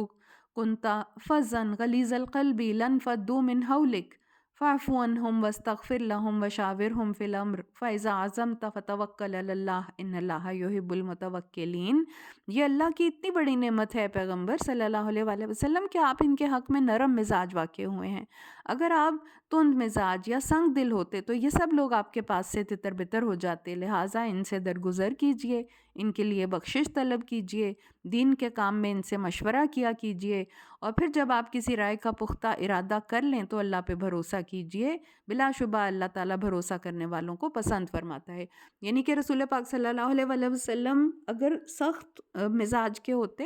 تو یہ لوگ کبھی بھی آپ پہ اس طرح سے آپ پہ جان چھڑکتے رہتے اور غلطیاں بھی کرتے تو رسول پاک معاف کر دیتے ان کو، جیسے یہاں پہ اتنی بڑی غلطی کی تھی تو اللہ تعالیٰ خود بھی آپ صلی اللہ علیہ وسلم کو یہی کہہ رہے ہیں کہ انہیں معاف کر دیں، درگزر کر دیں، اور جیسے پہلے ان کو ہمیشہ ان سے مشورہ لے کے کام کرتے تھے اسی طرح ہی مشورہ لے کے کام لیتے رہیں۔ اِن يَنْصُرْكُمُ اللَّهُ فَلَا غَالِبَ لَكُمْ وَإِن يَخْذُلْكُمْ فَمَنْ ذَا الَّذِي يَنْصُرُكُم مِّن بَعْدِهِ وَعَلَى اللَّهِ فَلْيَتَوَكَّلِ الْمُؤْمِنُونَ۔ اگر اللہ تمہاری مدد کرے تو تم پر کوئی غالب نہیں آ سکتا، اور اگر وہ تمہیں بے یار و مددگار چھوڑ دے تو پھر اس کے بعد کون ہے جو تمہاری مدد کر سکے، لہٰذا مومنوں کو اللہ ہی پر بھروسہ کرنا چاہیے۔ وَمَا كَانَ لِنَبِيٍّ أَن يَغُلَّ وَمَن يَغْلُلْ يَأْتِ بِمَا غَلَّ يَوْمَ الْقِيَامَةِ ثم توفى كل نفس ما كسبت وهم لا يظلمون۔ یہ نبی کے شایان شان نہیں کہ وہ خیانت کرے، اور جو شخص خیانت کرے گا قیامت کے دن اسی خیانت کردہ چیز کے سمیت حاضر ہو جائے گا، پھر ہر شخص کو اس کے کمائی کا پورا پورا بدلہ دیا جائے گا اور ان پر کچھ ظلم نہ ہوگا۔ اب غل کا مطلب ہوتا ہے کہ کسی ایسے خزانے سے چوری کرنا جو کہ سب کی مشترکہ ملکیت ہو۔ تو رسول پاک صلی اللہ علیہ وآلہ وسلم کے دور میں ایسے ہوا کہ کئی دفعہ بیت المال سے کوئی چادر چوری ہو گئی یا کوئی چیز ہو گئی، یا رسول پاک صلی اللہ علیہ وآلہ وسلم نے اپنے حساب سے لوگوں میں تقسیم کیا کہ کس کو دینا ہے کس کو نہیں۔ آپ کی اپنی حکمت تھی، آپ کیونکہ نبی تھے، آپ رسول تھے، آپ لیڈر تھے ان کے، آپ اپنے حساب سے جو ہے مال غنیمت میں سے کسی کو دیتے تھے۔ تو لوگ پھر اس بات کا اعتراض کرتے کہ یہ کہاں گم گئے، کہیں رسول پاک صلی اللہ علیہ وآلہ وسلم نے نہ یہ چیز لے لی ہو، یعنی کہ کوئی چادر گمی یا کوئی ایسی چیز گمی۔ تو یا یہ کہ لوگوں نے اس بات پہ اعتراض کیا، ایک بدوی شخص تھا کہ محمد صلی اللہ علیہ وآلہ وسلم آپ سے کہنے لگے کہ آپ اللہ سے ڈریں، کہ مطلب آپ جس طرح تقسیم کر رہے ہیں۔ تو رسول پاک صلی اللہ علیہ وآلہ وسلم نے جواب دیا کہ میں نہیں اللہ سے ڈرتا، یعنی کہ ایسا کیسے ہو سکتا ہے کہ میں اللہ تعالیٰ سے نہ ڈروں۔ تو یہ اس طرح کی احادیث بہت سی آتی ہیں کہ ایک شخص اٹھا، اس نے کہا کہ اللہ کے رسول اللہ سے ڈریے، تو آپ نے فرمایا تیری بربادی ہو، کیا میں روئے زمین پر اللہ سے سب سے زیادہ ڈرنے کا مستحق نہیں ہوں؟ اور پھر اس طرح سے وہ شخص چلا گیا، ظاہر ہے بدتمیزی کر کے چلا گیا۔ تو اس کے بعد حضرت خالد بن ولید نے کہا کہ میں اس کی گردن نہ اڑا دوں، تو لیکن آپ نے کہا نہیں۔ یعنی کہ آپ صلی اللہ علیہ وآلہ وسلم اتنے اعلیٰ اخلاق کے تھے کہ لوگ اٹھ کے ایسے ہی اٹھ کے آپ پہ کوئی بات بھی کر دیتے تھے۔ تو یہاں پہ اللہ تعالیٰ اب یہ کہہ رہے ہیں کہ کسی نبی کی یہ شان ہی نہیں ہے کہ وہ خیانت کرے اس طرح سے کسی معاملے میں، اور اگر کوئی خیانت کرے گا کہ اس طرح سے کوئی جو چیز وہ ڈیزرو نہیں کرتا اور وہ لے لے گا، تو اللہ تعالیٰ کے پاس وہ حاضر ہوگا جب تو اس کے پاس وہ چیز ہوگی۔ یعنی کہ قومی خزانے سے اگر کوئی کرپشن کی ہے، یا اس میں حدیث کی اور بھی مثالیں آتی ہیں کہ ایک شخص نے چادر چوری کر لی تھی یا کسی نے کچھ، تو آپ صلی اللہ علیہ وآلہ وسلم نے کہا تھا کہ وہ چادر آگ کے شعلے بن کے اس کے ارد گرد لپٹی ہوئی ہے۔ تو اللہ تعالیٰ یہاں پہ یہ کہہ رہے ہیں کہ کسی نبی کے شایان شان نہیں کہ وہ خیانت کرے، اور اگر کوئی شخص خیانت کرے گا تو وہ اس چیز کے ساتھ اللہ کے حضور حاضر ہو جائے گا جس چیز کی اس نے خیانت کی ہے، اور ہر شخص کو اس کی کمائی کا پورا پورا بدلہ دیا جائے گا اور ان پر کچھ ظلم نہ ہوگا۔ افمن اتبع رضوان اللہ کمن باء بسخط من اللہ ومأواہ جہنم وبئس المصیر۔ بھلا جو شخص اللہ کی رضا کے پیچھے چل رہا ہو، کیا وہ اس شخص جیسا ہو سکتا ہے جو اللہ کے غضب میں گرفتار ہو؟ اس کا ٹھکانہ جہنم ہو، جہنم تو بہت بری لوٹنے کی جگہ ہے۔ اللہ کے نزدیک سب لوگوں کے مختلف درجات ہیں، جو کچھ وہ عمل کرتے ہیں اللہ انہیں خوب دیکھ رہا ہے۔ ہم درجات عند اللہ واللہ بصیر بما یعملون۔ لقد من اللہ علی المؤمنین اذ بعث فیہم رسولا من انفسہم یتلو علیہم آیاتہ ویزکیہم ویعلمہم الکتاب والحکمہ وان کانوا من قبل لفی ضلال مبین۔ مومنوں پہ اللہ تعالیٰ نے بہت بڑا احسان کیا ہے کہ انہی کے درمیان انہی میں سے ایک رسول مبعوث فرمایا ہے جو ان پر اللہ کی آیات پڑھتا ہے، ان کی زندگیوں کو سنوارتا ہے، انہیں کتاب اور حکمت کی تعلیم دیتا ہے۔ حالانکہ وَإِن كَانُوا مِن قَبْلُ لَفِي ضَلَالٍ مُبِينٍ، حالانکہ اس سے پہلے یہی لوگ کھلی گمراہی میں پڑے ہوئے تھے۔ تو اب رسول پاک صلی اللہ علیہ وآلہ وسلم کہ جو آپ کی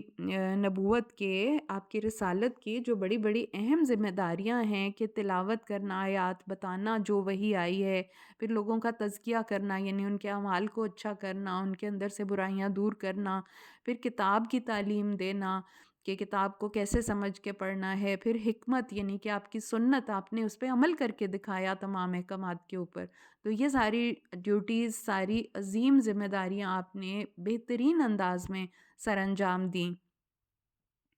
اولما اصابتکم مصیبۃ قد اصبتم مثلیہا قلتم انا ھذا قل ھو من عند انفسکم ان اللہ علی کل شیء قدیر۔ اب دوبارہ احد کے واقعے کی طرف اشارہ کیا جا رہا ہے کہ بھلا جب احد کے دن تم پر مصیبت آئی تو تم چلا اٹھے کہ یہ کہاں سے آ گئی، حالانکہ اس سے دگنا صدمہ تم کافروں کو پہلے پہنچا چکے تھے، یعنی کہ بدر کے جنگ میں۔ آپ ان مسلمانوں سے کہیے یہ مصیبت تمہاری اپنی ہی لائی ہوئی ہے، بے شک اللہ ہر چیز پر قادر ہے۔ یعنی کہ یہ جو تکلیف آئی تھی، جو فتح ہوتی ہوتی شکست میں تبدیل ہو گئی تھی، یہ مسلمانوں کی اپنی کمزوریوں کی غلطیوں کی وجہ سے ہوئی تھی، اور اللہ تعالیٰ ہر چیز پر قادر ہے۔ وَمَا أَصَابَكُمْ يَوْمَ الْتَقَى الْجَمْعَانِ فَبِإِذْنِ اللَّهِ وَلِيَعْلَمَ الْمُؤْمِنِينَ، جس دن دونوں لشکروں میں آپس میں مٹ بھیڑ ہوئی تو تمہیں جو مصیبت پہنچی وہ اللہ کے حکم سے تھی، اس لیے بھی کہ اللہ تعالیٰ مومنوں کو بھی دیکھ لے، وَلِيَعْلَمَ الَّذِينَ نَافَقُوا، اور اللہ تعالیٰ منافقوں کو بھی دیکھ لے۔ وَقِيلَ لَهُمْ تَعَالَوْا قَاتِلُوا فِي سَبِيلِ اللَّهِ أَوِ ادْفَعُوا قَالُوا لَوْ نَعْلَمُ قِتَالًا لَاتَّبَعْنَاكُمْ هُمْ لِلْكُفْرِ يَوْمَئِذٍ أَقْرَبُ مِنْهُمْ لِلْإِيمَانِ، اور جب ان سے کہا گیا کہ آؤ جہاد کرو اللہ کے راہ میں، یا کم از کم مدینہ شہر کی ہی دفاع کرو، تو کہنے لگے اگر ہم لڑنا جانتے تو ضرور تمہاری پیروی کرتے۔ وہ اس دن ایمان کی نسبت کفر کے زیادہ قریب تھے۔ یقولون بافواہہم ما لیس فی قلوبہم واللہ اعلم بما یکتمون، وہ اپنی زبان سے ایسی باتیں کہہ رہے تھے جو ان کے دل میں نہیں تھی، حالانکہ جو کچھ وہ چھپاتے ہیں اللہ انہیں خوب جانتا ہے۔ الذین قالوا لاخوانہم وقعدوا لو اطاعونا ما قتلوا قل فادرؤوا عن انفسکم الموت ان کنتم صادقین، یہ وہ لوگ ہیں جو خود تو پیچھے بیٹھ رہے اور اپنے بھائی بندوں سے کہنے لگے اگر تم ہمارا کہا مانتے تو آج مارے نہ جاتے۔ آپ ان سے کہیے اگر تم اس بات میں سچے ہو تو اپنے آپ سے موت کو ٹال کر دکھاؤ۔ وَلَا تَحْسَبَنَّ الَّذِينَ قُتِلُوا فِي سَبِيلِ اللَّهِ أَمْوَاتٌ بَلْ أَحْيَاءٌ عِندَ رَبِّهِمْ يُرْزَقُونَ، جو لوگ اللہ کی راہ میں شہید ہو جائیں انہیں ہرگز مردہ نہ سمجھو، وہ تو زندہ ہیں اور اپنے پروردگار کے پاس رزق پا رہے ہیں۔ فَرِحِينَ بِمَا آتَاهُمُ اللَّهُ مِنْ فَضْلِهِ، اور وہ خوش ہیں اس چیز پر اللہ کا جو فضل ان کے اوپر ہو رہا ہے۔ وَيَسْتَبْشِرُونَ بِالَّذِينَ لَمْ يَلْحَقُوا بِهِم مِّن خَلْفِهِمْ أَلَّا خَوْفٌ عَلَيْهِمْ وَلَا هُمْ يَحْزَنُونَ، اور وہ اور اس سے وہ بہت خوش ہیں جو فضل اللہ کا ان پر ہو رہا ہے، اور ان لوگوں سے بھی خوش ہیں جو ان سے پیچھے ہیں اور ابھی شہید ہو کر ان سے نہیں ملے، یعنی کہ اور جو شہداء ہونے والے ہیں وہ شہید جو اللہ کے پاس پہنچ گئے ہیں ان لوگوں کے حق میں بھی بہت خوش ہیں کہ یہ بھی شہید ہو کے ہم تک پہنچنے والے ہیں، اور انہیں نہ کوئی خوف ہوگا اور نہ وہ غمگین ہوں گے۔ یستبشرون بنعمت من اللہ وفضل وان اللہ لا یضیع اجر المؤمنین، اور اللہ تعالیٰ مومنوں کا اور نہ ہی وہ غمزدہ ہوں گے، اور اللہ کا ان پر جو فضل اور انعام ہو رہا ہے اس سے وہ خوش ہوتے ہیں، اور اللہ تعالیٰ یقیناً مومنوں کا اجر ضائع نہیں کرتا۔ الذین استجابوا للہ ورسولہ من بعد ما اصابہم القرح للذین احسنوا منہم واتقوا اجر عظیم، اور جن لوگوں نے صدمہ پہنچنے کے بعد بھی اللہ اور رسول کے حکم پر لبیک کہا، ان میں سے جو لوگ نیک کردار اور پرہیزگار ہیں ان کے لیے بہت بڑا اجر ہے۔ الذین قال لهم الناس ان الناس قد جمعوا لكم فاخشوهم فزادهم ایمانا وقالوا حسبنا اللہ ونعم الوکیل، یہ وہ لوگ ہیں جب لوگوں نے ان سے کہا کہ لوگوں نے تمہارے مقابلے کو ایک بڑا لشکر جمع کر لیا ہے، لہٰذا ان سے بچ جاؤ، تو ان کا ایمان اور بھی زیادہ ہو گیا اور وہ کہنے لگے ہمیں تو اللہ ہی کافی ہے اور وہ بہت بڑا کارساز ہے۔ فانقلبوا بنعمت من اللہ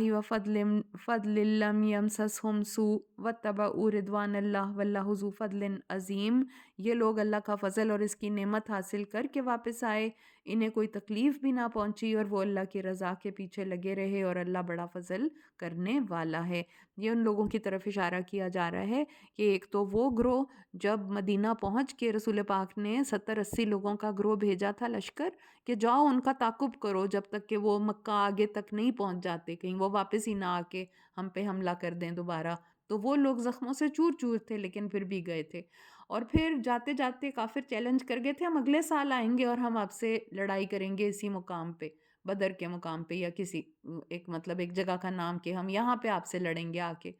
تو اگلے سال کافروں کے وہاں مکہ میں قحط آیا ہوا تھا، وہ اس قابل ہی نہیں تھے کہ لڑ سکیں، لیکن انہوں نے افواہیں مشہور کر دیں کہ بہت بڑا لشکر تیار ہو گیا ہے کافروں کا، مسلمانوں کو ختم کر دیں گے، ملیا میٹ کر دیں گے۔ تو ان باتوں کو سن کے مسلمانوں کی قوت ایمانی اور بڑھ گئی، اور وہ پہنچ گئے اس جگہ پہ، جبکہ کافر رستے سے ہی واپس چلے گئے۔ انہوں نے کہا کہ نہیں، ہم نہیں لڑنا چاہتے، اور وہ واپس چلے گئے۔ تو مسلمانوں کی اتنی ہیبت، اتنا خوف ان کے دلوں میں اللہ تعالیٰ نے ڈال دیا، اور ان مسلمانوں کے ایمان کی تعریف کی جا رہی ہے کہ انہوں نے ان افواہوں کی پرواہ نہیں کی کہ کافر بڑی تعداد میں آ رہے ہیں اور بڑے مال و دولت ہے ان کے پاس۔ پروپیگنڈا، ایک جھوٹا پروپیگنڈا جو ہے، بالکل ڈرے نہیں ان سے۔ تو اللہ تعالیٰ کہہ رہے ہیں کہ اللہ تعالیٰ بڑے فضل کرنے والا ہے۔ انما ذالکم الشیطان یخوف اولیاءہ فلا تخافوہم وخافونی ان کنتم مؤمنین۔ یہ شیطان ہی جو ہے تو تمہیں اپنے دوستوں یعنی کافروں کے لشکر سے ڈراتا ہے، لہٰذا اگر تم مومن ہو تو اس سے نہ ڈرو، بلکہ صرف مجھ سے ہی ڈرو۔ فلا تخافوہم وخافونی ان کنتم مؤمنین، صرف مجھ سے ہی ڈرو اگر تم مومن ہو۔ ولا یحزنک الذین یسارعون فی الکفر، اور جو لوگ کفر میں دوڑ دھوپ کر رہے ہیں یہ تمہیں غمزدہ نہ بنا دے۔ انہم لن یضروا اللہ شیئا یرید اللہ الا یجعل لہم حظا فی الآخرۃ ولہم عذاب عظیم۔ یہ اللہ کے دین کا کچھ بھی بگاڑ نہیں سکیں گے، اللہ تو صرف یہ چاہتا ہے کہ ایسے لوگوں کا آخرت میں کوئی حصہ نہ رہے، اور ان کے لیے بہت بڑا عذاب ہے۔ ان الذین اشتروا الکفر بالایمان لن یضروا اللہ شیئا ولہم عذاب علیم۔ جن لوگوں نے ایمان کے بدلے کفر کو خریدا، یہ اللہ کے دین کا کچھ بھی نہیں بگاڑ سکتے، ان کے لیے دردناک عذاب ہوگا۔ ولا یحسبن الذین کفروا انما نملی لہم خیر لانفسہم انما نملی لہم لیزدادوا اثما ولہم عذاب مہین۔ یہ کافر ہرگز یہ نہ سمجھیں کہ ہم جو انہیں ڈھیل دے رہے ہیں یہ ان کے حق میں بہتر ہے، ہم تو صرف اس لیے ڈھیل دیتے ہیں کہ جتنے زیادہ گناہ کر سکتے ہیں کرے، اور ان کے لیے رسوا کرنے والا عذاب ہوگا۔ ما کان اللہ لیذر المؤمنین علی ما انتم علیہ حتی یمیز الخبیث من الطیب وما کان اللہ لیطلعکم علی الغیب ولکن اللہ یجتبی من رسلہ من یشاء فآمنوا باللہ ورسلہ وإن تؤمنوا وتتقوا فلکم اجر عظیم۔ اللہ تعالیٰ مومنوں کو اس حال میں نہ چھوڑے گا جس حال پر تم اس وقت ہو، یہاں تک کہ وہ ناپاک کو پاک سے جدا نہ کر دے۔ اللہ کا یہ طریقہ نہیں کہ تمہیں غیب پر مطلع کر دے، بلکہ اس کام کے لیے وہ اپنے رسولوں میں سے جسے چاہتا ہے منتخب کرتا ہے۔ لہٰذا اللہ اور اس کے رسول پر ایمان لاؤ، اور اگر تم ایمان لے آئے اور اللہ سے ڈرتے رہے تو تمہیں بہت بڑا اجر ملے گا۔ وَلَا يَحْسَبَنَّ الَّذِينَ يَبْخَلُونَ بِمَا آتَاهُمُ اللَّهُ مِنْ فَضْلِهِ هُوَ خَيْرًا لَهُمْ بَلْ هُوَ شَرٌّ لَهُمْ سَيُطَوَّقُونَ مَا بَخِلُوا بِهِ يَوْمَ الْقِيَامَةِ لِلَّهِ وَلِلَّهِ مِيرَاثُ السَّمَاوَاتِ وَالْأَرْضِ وَاللَّهُ بِمَا تَعْمَلُونَ خَبِيرٌ۔ جن لوگوں کو اللہ نے اپنے فضل سے مال و دولت عطا کی ہے پھر اس میں بخل کرتے ہیں، قطعاً یہ نہ سمجھیں کہ یہ بخل ان کے حق میں اچھا ہے، بلکہ یہ ان کے لیے بہت برا ہے۔ جس چیز کا وہ بخل کرتے ہیں قیامت کے دن وہی چیز ان کے گلے کا طوق بن جائے گی، اور آسمانوں اور زمین کی میراث تو اللہ ہی کی ہے، جو کچھ تم کرتے ہو اللہ اس سے باخبر ہے۔ لقد سمع اللہ قول الذین قالوا ان اللہ فقیر ونحن اغنیاء سنکتب ما قالوا وقتلهم الانبیاء بغیر حق ونقول ذوقوا عذاب الحریق۔ یقیناً اللہ تعالیٰ نے ان لوگوں کی بات سن لی جنہوں نے کہا تھا کہ اللہ تو محتاج ہے اور ہم غنی ہیں۔ جو کچھ انہوں نے کہا ہم اسے لکھ رکھیں گے، اور جو وہ انبیاء کو ناحق قتل کرتے رہے وہ بھی ہم نے لکھ رکھا ہے، اور قیامت کے دن ہم انہیں کہیں گے کہ اب جلا دینے والے عذاب کا مزہ چکھو۔ ذالک بما قدمت ایدیکم وان اللہ لیس بظلام للعبید، اور یہ تمہارے اپنے ہی ہاتھوں کی کمائی ہے، اللہ یقیناً اپنے بندوں پہ ظلم نہیں کرتا۔ الذین قالوا ان اللہ عہد الینا الا نؤمن لرسول حتی یأتینا بقربان تأکلہ النار قل قد جاءکم رسل من قبلی بالبینات وبالذی قلتم فلم قتلتموہم ان کنتم صادقین۔ یہودی وہ لوگ ہیں جنہوں نے کہا کہ اللہ نے ہم سے عہد لیا ہے کہ ہم کسی رسول پر اس وقت تک ایمان نہ لائیں جب تک کہ اس سے یہ معجزہ نہ ہو کہ وہ ہمارے پاس قربانی لائے جسے آگ کھا جائے۔ آپ ان سے کہیے کہ مجھ سے پہلے تمہارے پاس کئی رسول آ چکے ہیں جو واضح نشانیاں لائے تھے، اور وہ نشانی بھی جو تم اب کہہ رہے ہو، پھر اگر تم اپنے قول میں سچے ہو تو تم نے انہیں قتل کیوں کیا تھا؟ اب یہودی یہ کہتے تھے نا کہ یہ پیغمبروں کو معجزہ کئیوں کو ملا ہوا تھا کہ وہ ایک قربانی اللہ کے حضور پیش کرتے تھے اور آسمان سے ایک آگ آتی تھی جو اسے جلا دیتی تھی۔ تو یہاں پہ اللہ تعالیٰ کہہ رہے ہیں کہ آپ محمد صلی اللہ علیہ وآلہ وسلم سے مطالبہ کر رہے ہیں کہ یہ والا معجزہ بھی دکھائیں، حالانکہ اس سے پہلے کئی نبیوں کو یہ معجزہ دیا گیا، پھر بھی تم نے ان کا انکار ہی کیا ہے، پھر بھی تم نے ان کے ساتھ وہی سلوک کیا ہے جو پہلے دوسرے انبیاء کے ساتھ کر چکے ہو۔ اور بھی بہت سی نشانیاں اور بھی بہت سے معجزے آئے جن کا تم نے انکار کیا ہے۔ تو تم نے، اگر تم اپنے قول میں سچے ہو تو تم نے انہیں قتل کیوں کیا پھر، پچھلے انبیاء کو جو کھلی نشانیاں، معجزے، یہ والا معجزہ بھی لے کے آئے۔ فَإِن كَذَّبُوكَ فَقَدْ كُذِّبَ رُسُلٌ مِّن قَبْلِكَ جَاءُوا بِالْبَيِّنَاتِ وَالزُّبُرِ وَالْكِتَابِ الْمُنِيرِ۔ پھر بھی وہ اگر آپ کو جھٹلا دیں تو آپ صبر کیجئے، آپ سے پہلے کئی رسول جھٹلائے جا چکے ہیں جو روشن دلائل، صحیفے اور روشنی عطا کرنے والی کتاب لے کر آئے تھے۔ کُلُّ نَفْسٍ ذائقۃ الموت، ہر شخص کو موت کا مزہ چکھنا ہے۔ وَإِنَّمَا تُوَفَّوْنَ أُجُورَكُمْ يَوْمَ الْقِيَامَةِ، قیامت کے دن تمہیں تمہارے اعمال کا پورا پورا بدلہ دیا جائے گا۔ فَمَنْ زُحْزِحَ عَنِ النَّارِ وَأُدْخِلَ الْجَنَّةَ فَقَدْ فَازَ، پھر جو شخص دوزخ سے بچا لیا گیا اور جنت میں داخل کر دیا گیا تو وہ کامیاب ہو گیا۔ وَمَا الْحَيَاةُ الدُّنْيَا إِلَّا مَتَاعُ الْغُرُورِ، اور یہ دنیا کی زندگی تو محض دھوکے کا سامان ہے۔ لَتُبْلَوُنَّ فِي أَمْوَالِكُمْ وَأَنفُسِكُمْ وَلَتَسْمَعُنَّ مِنَ الَّذِينَ أُوتُوا الْكِتَابَ مِنْ قَبْلِكُمْ وَمِنَ الَّذِينَ أَشْرَكُوا أَذًى كَثِيرًا وَإِن تَصْبِرُوا وَتَتَّقُوا فَإِنَّ ذَلِكَ مِنْ عَزْمِ الْأُمُورِ۔ مسلمانوں، تمہیں تو اپنے اموال اور اپنی جانوں سے آزمائش پیش آ کے رہے گی، اور تمہیں ان لوگوں سے بھی جو پہلے کتاب دیے گئے اور مشرکین سے بھی بہت سی تکلیف دہ باتیں سننا ہوں گی۔ اگر تم صبر سے کام لو، اللہ سے ڈرتے رہو، تو بلا شبہ یہ بڑے حوصلے کا کام ہے۔ وَإِذْ أَخَذَ اللَّهُ مِيثَاقَ الَّذِينَ أُوتُوا الْكِتَابَ لَتُبَيِّنُنَّهُ لِلنَّاسِ وَلَا تَكْتُمُونَهُ فَنَبَذُوهُ وَرَاءَ ظُهُورِهِمْ وَاشْتَرَوْا بِهِ ثَمَنًا قَلِيلًا فَبِئْسَ مَا يَشْتَرُونَ۔ جب اللہ تعالیٰ نے ان لوگوں سے پختہ عہد لیا جو کتاب دیے گئے تھے کہ وہ لوگوں کے سامنے کتاب کو وضاحت کے ساتھ بیان کریں گے، اسے چھپائیں گے نہیں، پھر انہوں نے کتاب کو پس پشت ڈال دیا اور تھوڑی سی قیمت کے عوض اسے بیچ ڈالا، اور کتنی بری ہے وہ قیمت جو وصول کر رہے ہیں۔ لا تحسبن الذين يفرحون بما أتوا ويحبون أن يحمدوا بما لم يفعلوا فلا تحسبنهم بمفازة من العذاب ولهم عذاب أليم۔ جو لوگ اپنے کرتوتوں پہ خوش ہوتے ہیں اور چاہتے ہیں کہ ایسے کاموں پہ ان کی تعریف کی جائے جو انہوں نے کیے بھی نہیں، ان کے متعلق یہ گمان نہ کیجیے کہ وہ عذاب سے نجات پا جائیں گے، ان کے لیے تو دردناک عذاب ہے۔ وَلِلَّهِ مُلْكُ السَّمَاوَاتِ وَالْأَرْضِ وَاللَّهُ عَلَى كُلِّ شَيْءٍ قَدِيرٌ، آسمانوں اور زمین کا مالک اللہ تعالیٰ ہی ہے اور اللہ ہر چیز پر قادر ہے۔ إِنَّ فِي خَلْقِ السَّمَاوَاتِ وَالْأَرْضِ وَاخْتِلَافِ اللَّيْلِ وَالنَّهَارِ لَآيَاتٍ لِأُولِي الْأَلْبَابِ الَّذِينَ يَذْكُرُونَ اللَّهَ قِيَامًا وَقُعُودًا وَعَلَى جُنُوبِهِمْ وَيَتَفَكَّرُونَ فِي خَلْقِ السَّمَاوَاتِ وَالْأَرْضِ رَبَّنَا مَا خَلَقْتَ هَٰذَا بَاطِلًا سُبْحَانَكَ فَقِنَا عَذَابَ النَّارِ رَبَّنَا إِنَّكَ مَن تُدْخِلِ النَّارَ فَقَدْ أَخْزَيْتَهُ وَمَا لِلظَّالِمِينَ مِنْ أَنصَارٍ رَبَّنَا إِنَّنَا سَمِعْنَا مُنَادِيًا يُنَادِي لِلْإِيمَانِ أَنْ آمِنُوا بِرَبِّكُمْ فَآمَنَّا رَبَّنَا فَاغْفِرْ لَنَا ذُنُوبَنَا وَكَفِّرْ عَنَّا سَيِّئَاتِنَا وَتَوَفَّنَا مَعَ الْأَبْرَارِ رَبَّنَا وَآتِنَا مَا وَعَدتَّنَا عَلَى رُسُلِكَ وَلَا تُخْزِنَا يَوْمَ الْقِيَامَةِ إِنَّكَ لَا تُخْلِفُ الْمِيعَادَ فَاسْتَجَابَ لَهُمْ رَبُّهُمْ أَنِّي لَا أُضِيعُ عَمَلَ عَامِلٍ مِّنكُم مِّن ذَكَرٍ أَوْ أُنثَىٰ بَعْضُكُم مِّن بَعْضٍ فَالَّذِينَ هَاجَرُوا وَأُخْرِجُوا مِن دِيَارِهِمْ وَأُوذُوا فِي سَبِيلِي وَقَاتَلُوا وَقُتِلُوا لَأُكَفِّرَنَّ عَنْهُمْ سَيِّئَاتِهِمْ وَلَأُدْخِلَنَّهُمْ جَنَّاتٍ تَجْرِي مِن تَحْتِهَا الْأَنْهَارُ ثواب من عند اللہ واللہ عندہ حسن الثواب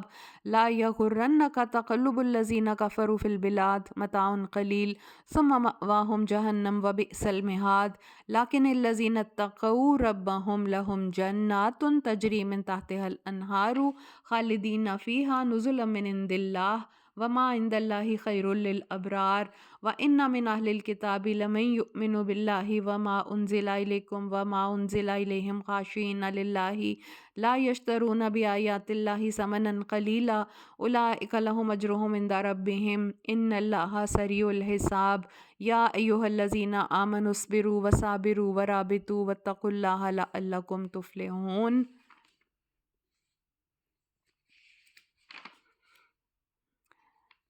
زمین و آسمان کی پیدائش میں اور رات اور دن کے باری باری آنے جانے میں اہل عقل کے لیے بہت سی نشانیاں ہیں جو اٹھتے بیٹھتے لیٹتے ہر حال میں اللہ کو یاد کرتے ہیں، آسمانوں اور زمین کی پیدائش میں سوچ بچار کرتے ہیں اور پکار اٹھتے ہیں، اے ہمارے رب، تو نے یہ سب کچھ بے مقصد پیدا نہیں کیا، تیری ذات اس سے پاک ہے۔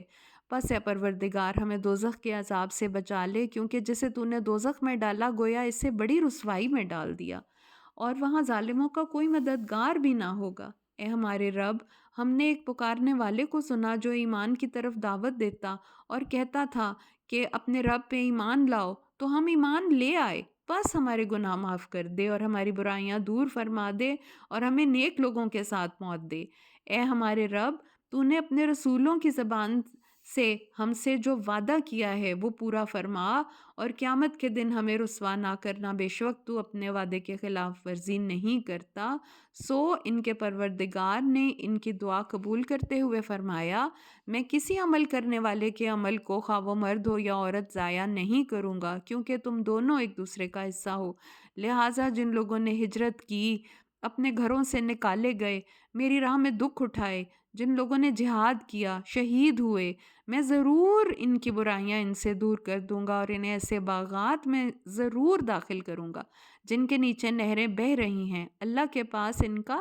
یہی بدلہ ہے، اور اللہ کے پاس جو بدلہ ہے وہ بہت اچھا بدلہ ہے۔ اے نبی، اس ملک میں کافروں کے ادھر ادھر چلنے پھرنے سے آپ کو کسی قسم کا دھوکہ نہیں ہونا چاہیے، یہ چند روزہ زندگی کا لطف ہے، موت کے بعد ان کا ٹھکانہ دوزخ ہے جو بہت برا ٹھکانہ ہے، لیکن جو لوگ اپنے پروردگار سے ڈرتے رہے ان کے لیے ایسے باغات ہیں جن کے نیچے نہریں جاری ہیں، وہ ان میں ہمیشہ رہیں گے، یہ اللہ کے پاس ان کی مہمانی ہوگی، اور جو کچھ اللہ کے پاس موجود ہے نیک لوگوں کے لیے وہ سب سے بہتر ہے۔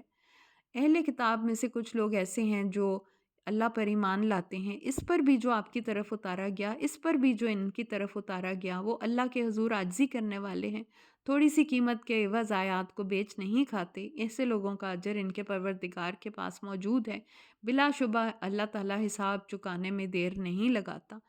اے ایمان والو، صبر کرو، پامردی دکھاؤ، ہر وقت جہاد کے لیے تیار رہو، اللہ سے ڈرتے رہو، توقع ہے کہ اس طرح تم کامیابی حاصل کر سکو گے۔ تو یہ آخری جو رکوع ہے سورہ آل عمران کا، یہ اتنا خوبصورت ہے اور اس میں